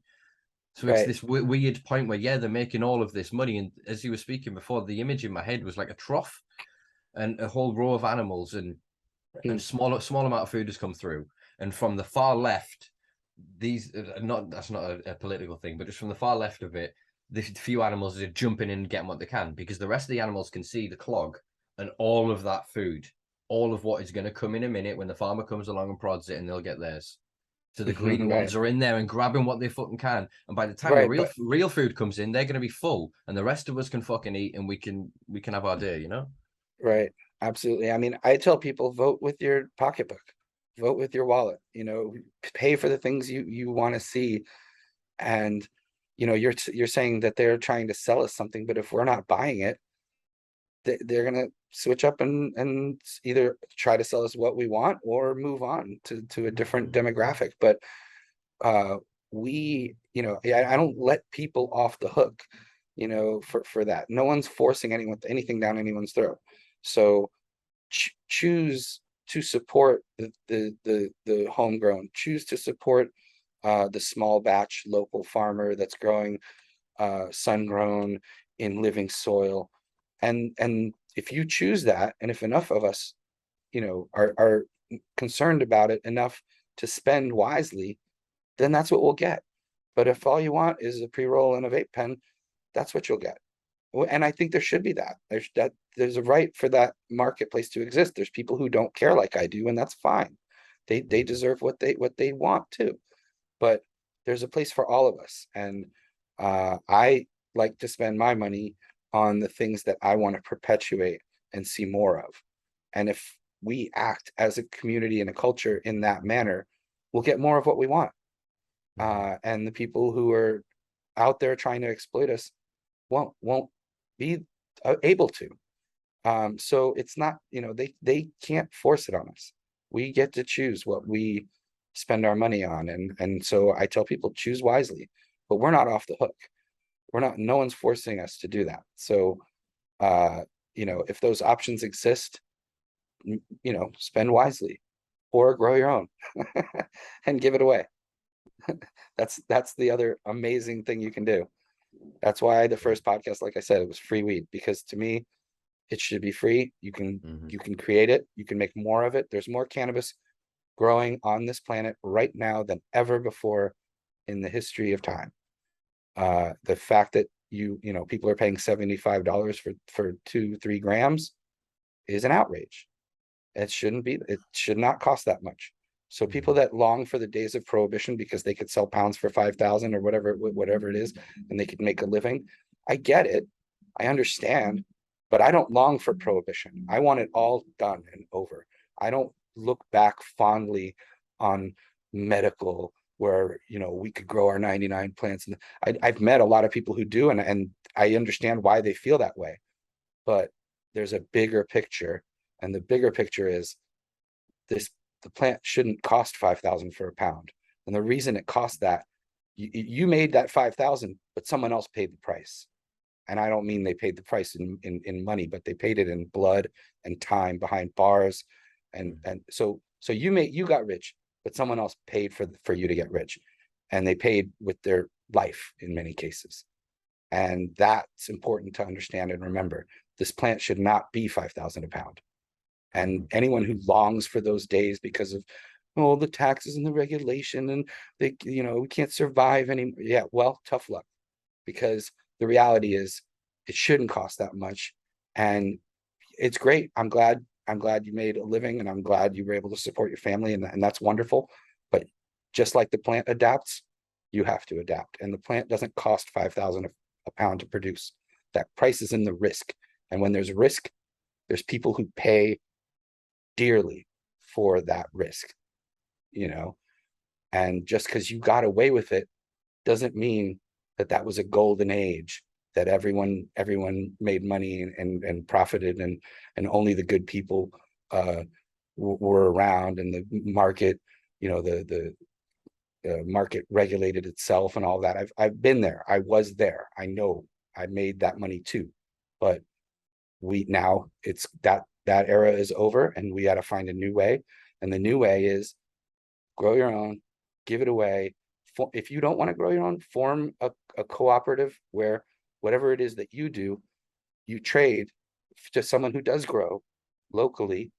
And, in that way, it's like a co-op. I'm sorry, it's like a co-op, Sorry. So whatever skills you bring to the table, let's say you grow great tomatoes, trade your tomatoes with your friend who grows great cannabis. You do graphic design, do some graphic design for your friend in exchange for some cannabis. That's the way we maintain our community and culture. And if you're like me and you care about that type of quality, the homegrown small batch, great, amazing quality, then that's the way out. You don't have, no one's forcing us to go into corporate cannabis, and there are other solutions. True.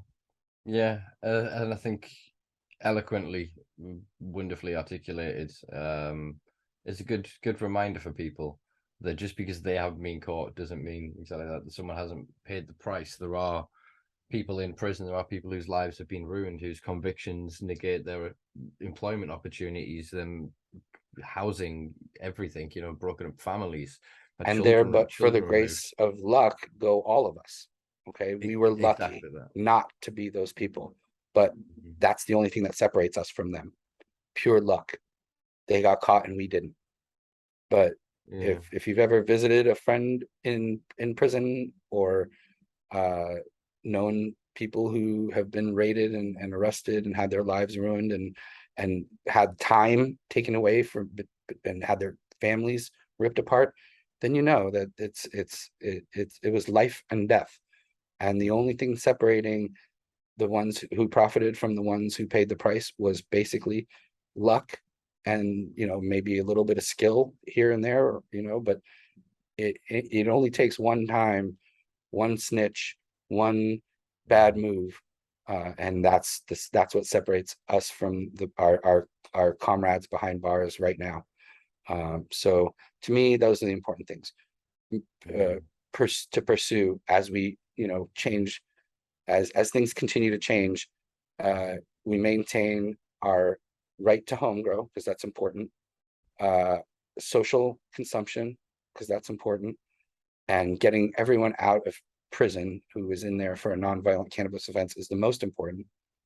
And beyond that, create the community and the culture that you want to be a part of. If you want to go to the Apple store to buy your cannabis, go to the Apple store. If you want to go to the farmer's market, go to the farmer's market. If you want to produce it on your own and give it away, do so. But no one's going to jail anymore for any of those three things. So that's a good net positive. And I'm not letting people off the hook. Like I said, a lot of times people are like, oh, they want someone to blame. The government's this, and the regulators, and the commission, or the politicians, or the whatever it is. There's someone to blame, but we're to blame. You get what you pay for. You get what you ask for. You get what you demand. And in the absence of that, then you get whatever they're giving you. And it's really up to us as a community and a culture to demand more and better, if that's what you want. Yeah, entirely. Sorry to get so. No, it's you're on point. You're on point with it. I'm sure there's people who disagree with me, and that's they're entitled to their opinion, and I'm happy to have a discussion. But I do think that there's a big picture, and when you step back, I think that's one of the benefits of my shifting from being sort of a grower and making that money and doing to being a journalist and observing the industry and everything that's happened. Because once you pull yourself out of the money and all of that, you can see a bigger picture, and you can see that, okay, there's a long way to go, but we have made a ton of progress, and I think that's the big picture, and we can't ever forget, or let the younger generations forget that it was life and death for many people, or life behind bars, or even a year behind bars, which is every moment that any non-violent person, or cannabis consumer, producer, dealer, seller, any moment that they spent separated from their families because of these stupid laws, is a tragedy and a travesty and a shame upon us as a people. And that's not to be forgotten. So overregulated, overtaxed, chads, all of it, yes, problems, issues, things to deal with, things to speak out against and rail against, but remember the bigger picture too, that people fought and died for us to have a certain level of freedom, and we need to continue to fight so that future generations have more freedom than we have now. Hell yeah. And speaking as a European, I say that post-Brexit because that's my inclination. That's my personal feelings. I am British. I am European. Get at me in the comments if you're a Brexiteer and you want to have this conversation, because I'll probably ignore it. I'm sorry, but you'll be talking to yourself. Point being, we're looking over at the States, as I was saying before, and we need people like yourself that are going to champion it, that are not going to take that easy road and go, I'll go make my money. Because there is obviously a lot of money to be made. Obviously, the hierarchical structures in the way of investment vessels and all the rest of the SPACs and all these other bloody IPOs, and the structure of it all is very murky in between. As you said, there is plenty of money to be made, but there are still people getting screwed now in other ways. They're still like, oh, you got too many plants, have you? You're going to be in trouble. So I'm mindful that I felt Colorado had it right. 2012, they kind of went, all right, yeah, you can have it. It wasn't until 2014 before they had the first dispensaries. So people were having these farmers markets where they got round sales through donations. They Right. go, what do you think that ounce is worth? All right, I'll gift you this ounce. Oh, thank you. I'll gift you for $500, whatever. Right.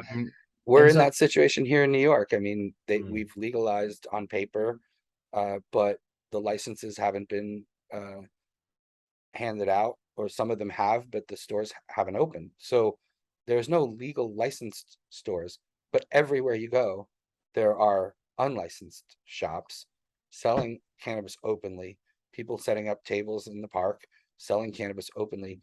And, of course, there's going to be a crackdown on that once the licensed shops open up. And I should also qualify. I mean, I'm not saying there's anything wrong with making money from cannabis. There's, mm, if your heart's in the right place, and the plant is your guide, there's nothing wrong with that. What's wrong is when you think of cannabis as just any other commodity, like a cell phone or something else. It's bigger than mhm, that. It's more special than that. And so treat it with respect in that way. But there's nothing wrong with making money, especially if you're good at it, and you have a strain, or whatever it might be, that you've perfected it some type of way or system. um, all more power to you, 100%. Uh, but I do think, there's this funny gray area period that happened in Colorado, happened in Cali, happening here now, uh, where people think, oh, well, you can't go to jail for it. I can make, 20 grand a mhm. day just by renting out a storefront. And they've gotten letters that says that from the government that says, hey, we know what you're doing. And if you're going to be applying for legal licenses, you're not going to get it because Mm, we know what you're doing now. But many of them don't care. I mean, they're legacy underground market people to begin with, and they'll continue to thrive and stay in that world. Uh, yeah, yeah, as mentioned, every legal state still has that world happening. Luckily, there's less of a threat of jail time for those people too. I mean, I think, that there's a bit more freedom, even though what they're doing is technically against the rules or illegal or whatever. They're not going to get 25 to life or yeah, something like that. They're going to get a slap on the wrist, and that's, they're kind of counting on that. Um, and I think those, let the marketplace decide. yeah, Everybody's always talking about the free market and capitalist, this and that and the other. Let the market decide yeah, who spending where, and that'll tell you exactly who's doing it right and who isn't. And so, at the end of the day, it's a vegetable, it's a flower, you know, it's a it's a ear of corn, mhm. and if corn was made illegal, and then ears of corn would quadruple in price overnight. So keep Popcorn that would in be mind. crazy rare. Business plans need to be written, with that understanding. Right now, sure, people who are used to paying, uh, prohibition era prices are going to pay a little extra. But once the marketplace realizes that, there's a glut and there's so much more, then you have the situation like Oregon, where there's $10 ounces of flour, and everything else is being blasted into oil, for 4 pens or 4 edibles. Mhm. Uh, and there's no market for cheap flour, like badly produced flour. It's all just being, um, turned into something else. Basically, it's Yeah, biomass. yeah, yeah, effectively, which is weird when you think of it in terms of logistics. Um, I'm quite aware of time here. So I was going to do a couple of quick fire questions towards the end. That's cool. Sure. So you mentioned obviously you're a published author. You've written 2 books thus far. Are you intending to write more? I know obviously you're quite busy now in your new role with Northeast Leaf, but any intentions? Yeah, I mean, I don't have any immediate plans to write anything, but I have an idea for a third book, and I'm hoping, to starting to sort of collect information and things like that.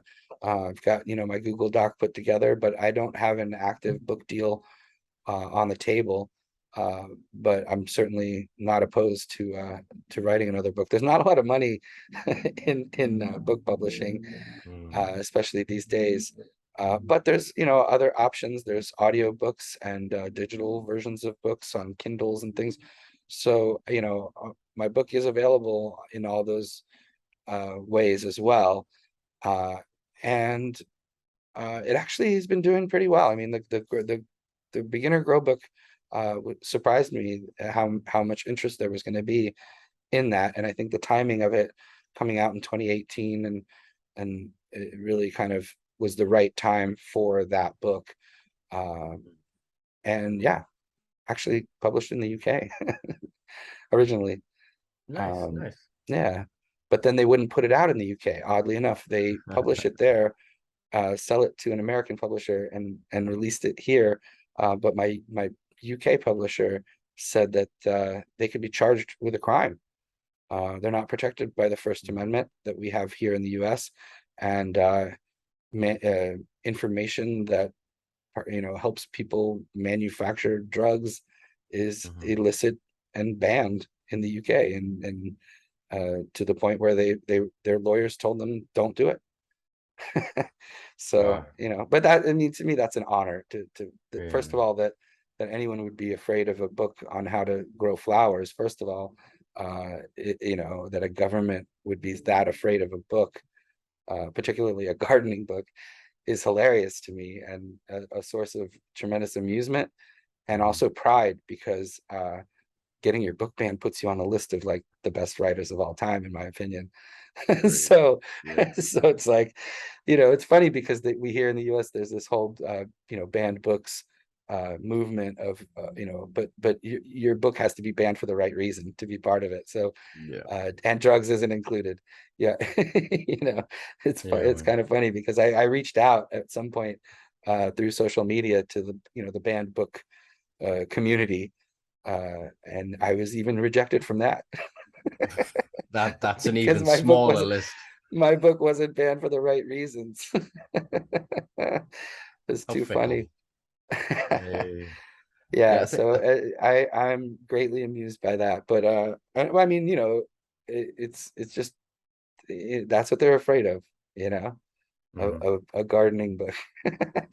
It's too funny, but again, it's power to yeah. the people. That's yeah, they're scared of enlightened individuals putting a seed into the ground. How dangerous. Yeah, mental. It's like Uh, being afraid of a poem, or well, saying that, a song, mm, which they are, by the way. I mean, I grew up in the Soviet Union. I was born in the Soviet. I didn't grow up there, but there's poetry and music that was banned. mm, If it wasn't pro USSR, they couldn't understand it. They thought it was making fun of them, or they thought it was mm, something that you shouldn't pursue because it's not, you know, part there for the glory of the state. So it's mm. interesting the parallels there, but yeah, it's funny that governments could be afraid of music and writing, and meanwhile the enemy is within. Exactly that. I mean, hey, fucking Chinese government is scared of Winnie the Pooh, so just shows it's kind of the world that we're in. Um, Right. this is a cliched question from one podcast host to another. Uh, in an ideal world, alive or dead, dream guest. Wow, man. um I mean, I have ones in different kind of genres, like Peter Tosh Mm, or Bob Marley would be someone I'd want to interview about music, and cannabis, of course. But wow, that's a good one. I mean, I got to know Jack Herer from in my travels, and he's someone who's passed who I'd love to have another conversation with. Dr. Lester Grinspoon, another one person who I knew, but again would love to speak with and get their takes on where we're at now. Bill mm. Hicks, the comedian, I think Yeah, would really would really love to talk to him yeah, man. about the state of affairs. Yeah, I guess that would be my sesh, Mm. my joint circle. Man, that would be one hell of a joint roundtable episode, wouldn't it? Absolutely. Wow. I was just thinking there's sort of listening back. I was then just like, yep, yep, yep, and then I was like, but I didn't feel like mine, and mine clicked in for a second. And I think it was probably Howard Marks, Oh yeah. Mr. Nice, and I got involved with the UK scene maybe 18 months, 2 years after his passing, Hmm. and met a lot of people that worked with him in his sort of post-smuggling days and his He sort of was Welsh touring as days. well, right? Yeah, He was, yeah. yeah. Was lucky enough to meet him at his last one of his last shows in Newcastle. Had a fun exchange him a blunt and sort of on stage. Tried to get him in a bit of trouble after he got banned in various tours because he'd finish it by sparking up a joint. So I gave him a blunt, and yeah, he signed a book and a poster for us. And I got to meet him so briefly, but it was before I started any of this. And in terms of for the heritage of the UK history, he embodies it in a lot of ways, and a lot of his generation of, like smugglers, dealers, and those networks, that they're just not accessible, and it's a part of history and of my history that I really want to honor. I'm in a similar position as you've sort of articulated in this podcast, that I'm here to do the work for the plant. I don't necessarily understand what it is, but I'm carrying that torch as long as I can forward, so there'll be light for the next ones that pick it up and take it forward. And I Yeah. think I He just he want, could yeah, tell that a great knowledge. story. Yeah. Howard could tell a great story. I mean, his book, uh, Mm. just again scratches the surface, and there's some great stories in there. But face to face, very interesting man, with Yeah, I bet. a amazing story to tell. Yeah, for sure, for sure. Um, I suppose it is a cheeky question for you as well. I don't know if you're aware. I am a writer as well myself. Been writing for Weed World magazine, and it's we have an expression in the northeast of England, which is "shy bairns getting out," which is basically if you don't ask, you don't get. If you've ever got any jobs going, if you want anybody to cover UK sort of current events or whatever, I also do comment quite a lot on international prohibition and policy. But yeah, I'm just always scouting for different roles. So Yeah, yeah, absolutely. I'd love to have you on my show as well at some point in the oh, near pretty much. future. I love Weed World. I love that magazine. Mm, Always beautiful to look at, and great stories, and in-depth stuff, and great coverage of the UK and European scene in general, uh, which I don't think a lot of Americans are even aware of unless they do the traveling.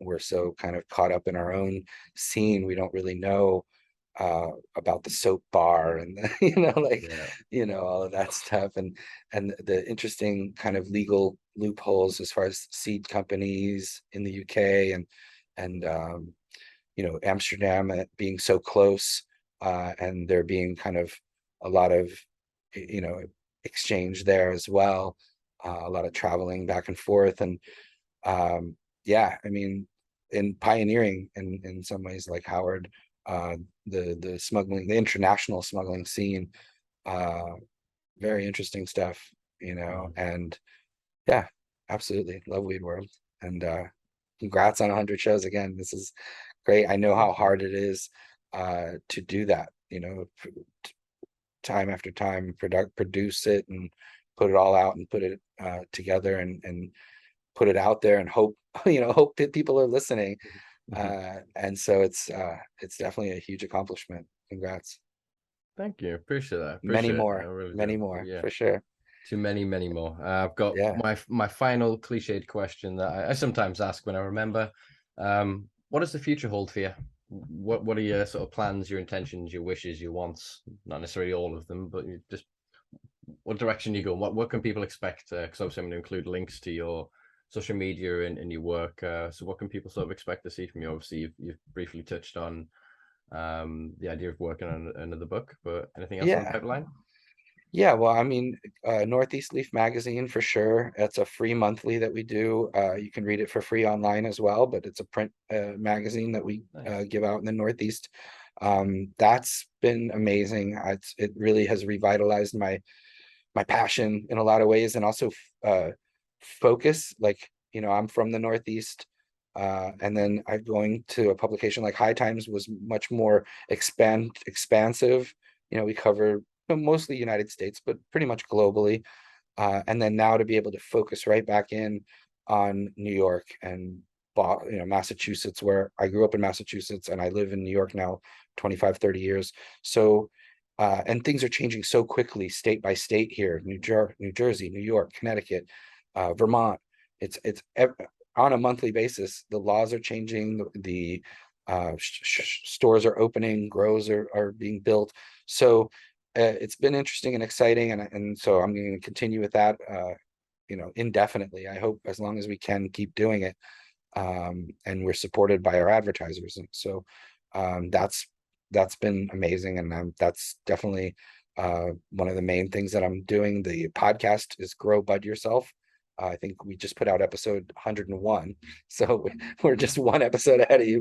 I had done free weed. I did about 108 or 103, something, a little over 100 of those, and then in 2018 that ended. So we fired Grow Bud Yourself up, and that's been a lot of fun, and I'm continuing to do that. Very proud of many of those episodes, and it's for beginner growers. Really, it's just teaching people basic techniques. I interview breeders, some people in the activism scene too. A little bit of everything. We do news. We do a little bit of everything on the show, and that's been great. So I'm going to continue with that. And then grow classes. I've been doing these grow classes. I'm hoping to expand that as well. Now that things are becoming more open, I think I'm just going to be teaching people how to grow their own, and sort of pull the plug on the industry, so to speak, and become self-sufficient. I think there's going to be a huge demand for that here in the Northeast, in particular, because of we're allowed to grow our own at this point, and the limit is on the amount of plants, but not on the size of the plants. So you can grow bigger plants, and Good to so that's know. kind of what I encourage people to do. Hopefully another book.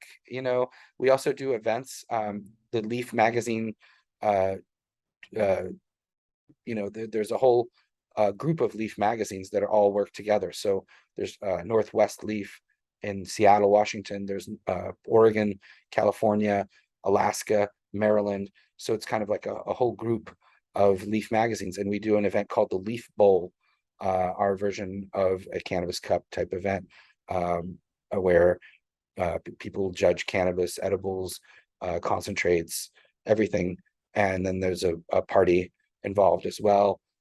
So hoping to do a Leaf Bowl in 2023 in the Northeast, and we're doing those in all those different regions wherever we can. Alaska, we've done a couple there. In the Pacific Northwest, Oregon has done a couple, and Northwest Leaf. So now that things are opening up a bit, I think it's important for us as a community and a culture to get together, and that's why social consumption lounges, all of it's important. We're each in our own bubble, but when we get together is when we have more power, and we can plan things, and we can create the cannabis world we want to see. But we can't do that as individuals alone in our houses. We do have to be able to get together, and I think celebrate the plant, honor the people who we've lost along the way, who the pioneers, the OGs, whatever you want to call them. But people, too many to name, but honor them, celebrate how far we've come, and then plan the fight to go way further. So that's what the Leaf Bowls are about, as well, is communication and joy, and taking that and making something out of it, and creating the world we want. I'm glad cannabis is legal, but there's so much more that we can accomplish for this plant to help heal the world. Jack said it best, but it is true. And the more you dive in, the more you realize, man, there's something to this. There's more. There's more than just oh, I like to smoke and it gets me high. It's I can't imagine what the pandemic would have been like for me without cannabis. I really, really can't imagine. So, yeah, I mean, that's kind of my vision for the future. I'm on all the relevant social media sites for now. Get kicked off of them on occasion as well, like we all do. It's another one of the things we need to fight for is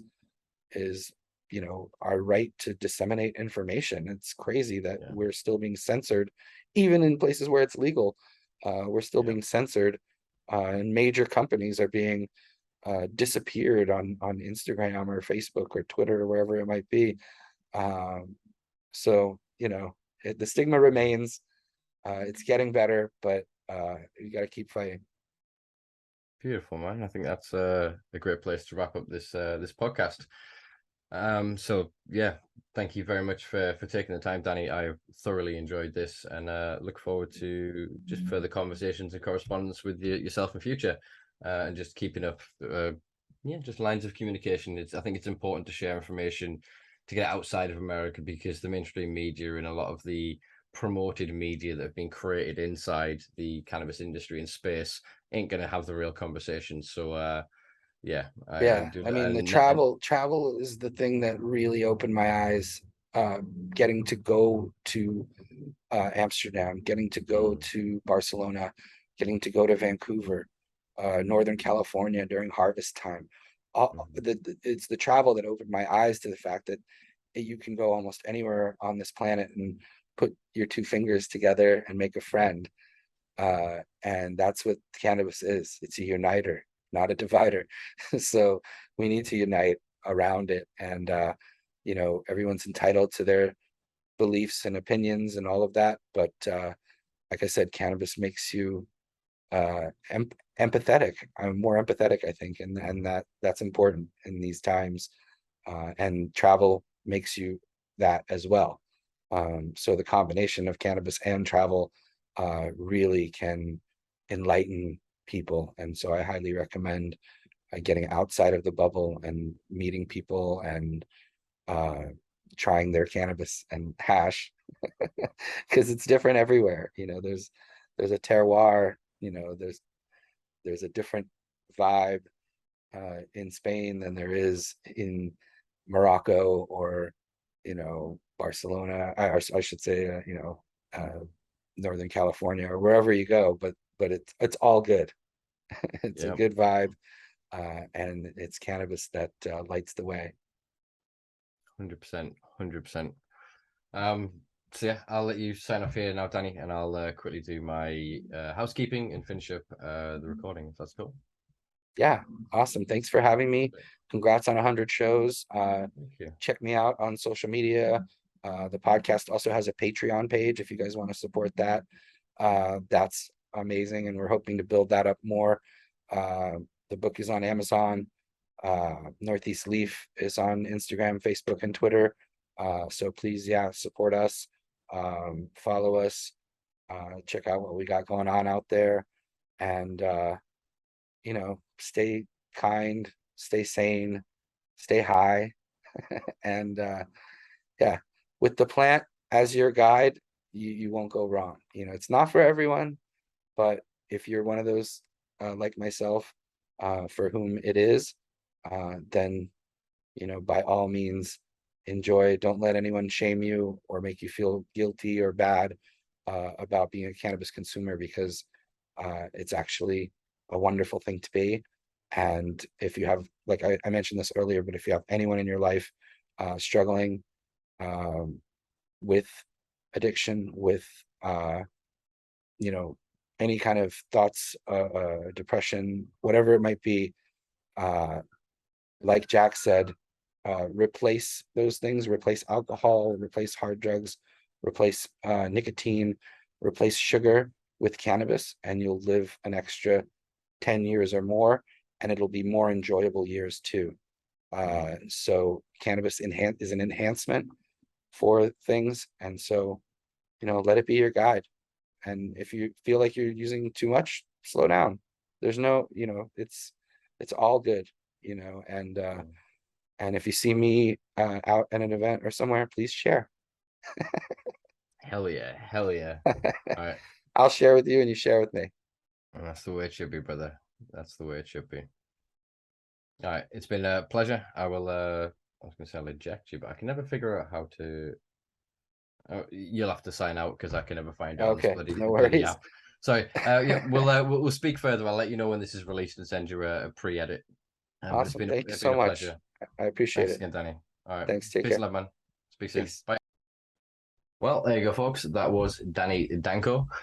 Thoroughly enjoyed that conversation and that episode. I hope you guys did too. There's one last thing I wanted to actually get on the record here because I didn't get an opportunity to discuss it, although it was something I wanted to bring up with Danny, but didn't get the opportunity to discuss. From Green Market Report, I'll include this link down below.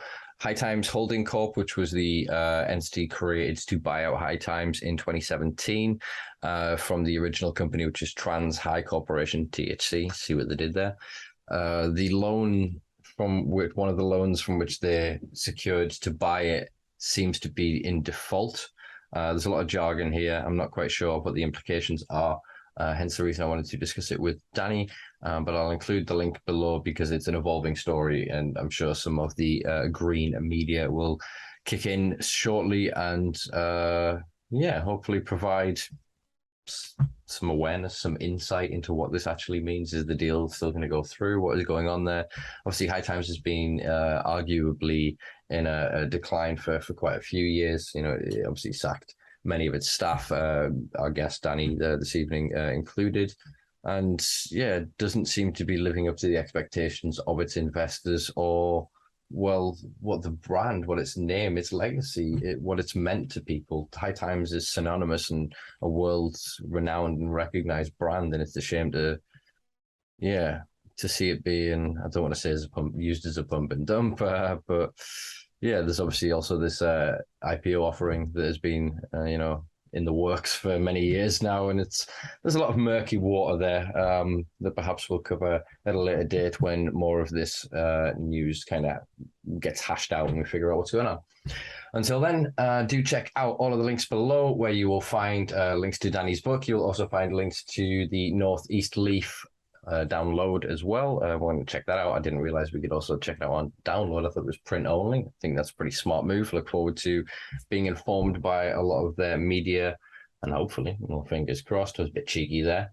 Maybe even a bit of my own work seen within the publication. That would be pretty cool. I do like to see my own words. As Danny said, it is a point of pride, really, to see your own work somewhere. I guess in his case, what he was mentioning there was to see it not somewhere, which I guess is also a reason to kind of be proud. Anyway, I'm rambling. If you enjoyed this one, folks, this whole 100 episode, we made it. We made it to 100. Got some really interesting guests coming up. Hope you enjoy them as well. If you enjoyed this video, hit like, share, subscribe, all those wonderful things. Do check us out on patreon.com, where for less than a cup of coffee a week or whatever your caffeine intoxicant, fucks me up, so I'm going to call it intoxicant. For the week, you can help keep the lights on this little project of ours. Also, check us out on social media at the Simpa Life everywhere. I've been Simpa. You've been wonderful. Peace and love, folks. We'll see you next week.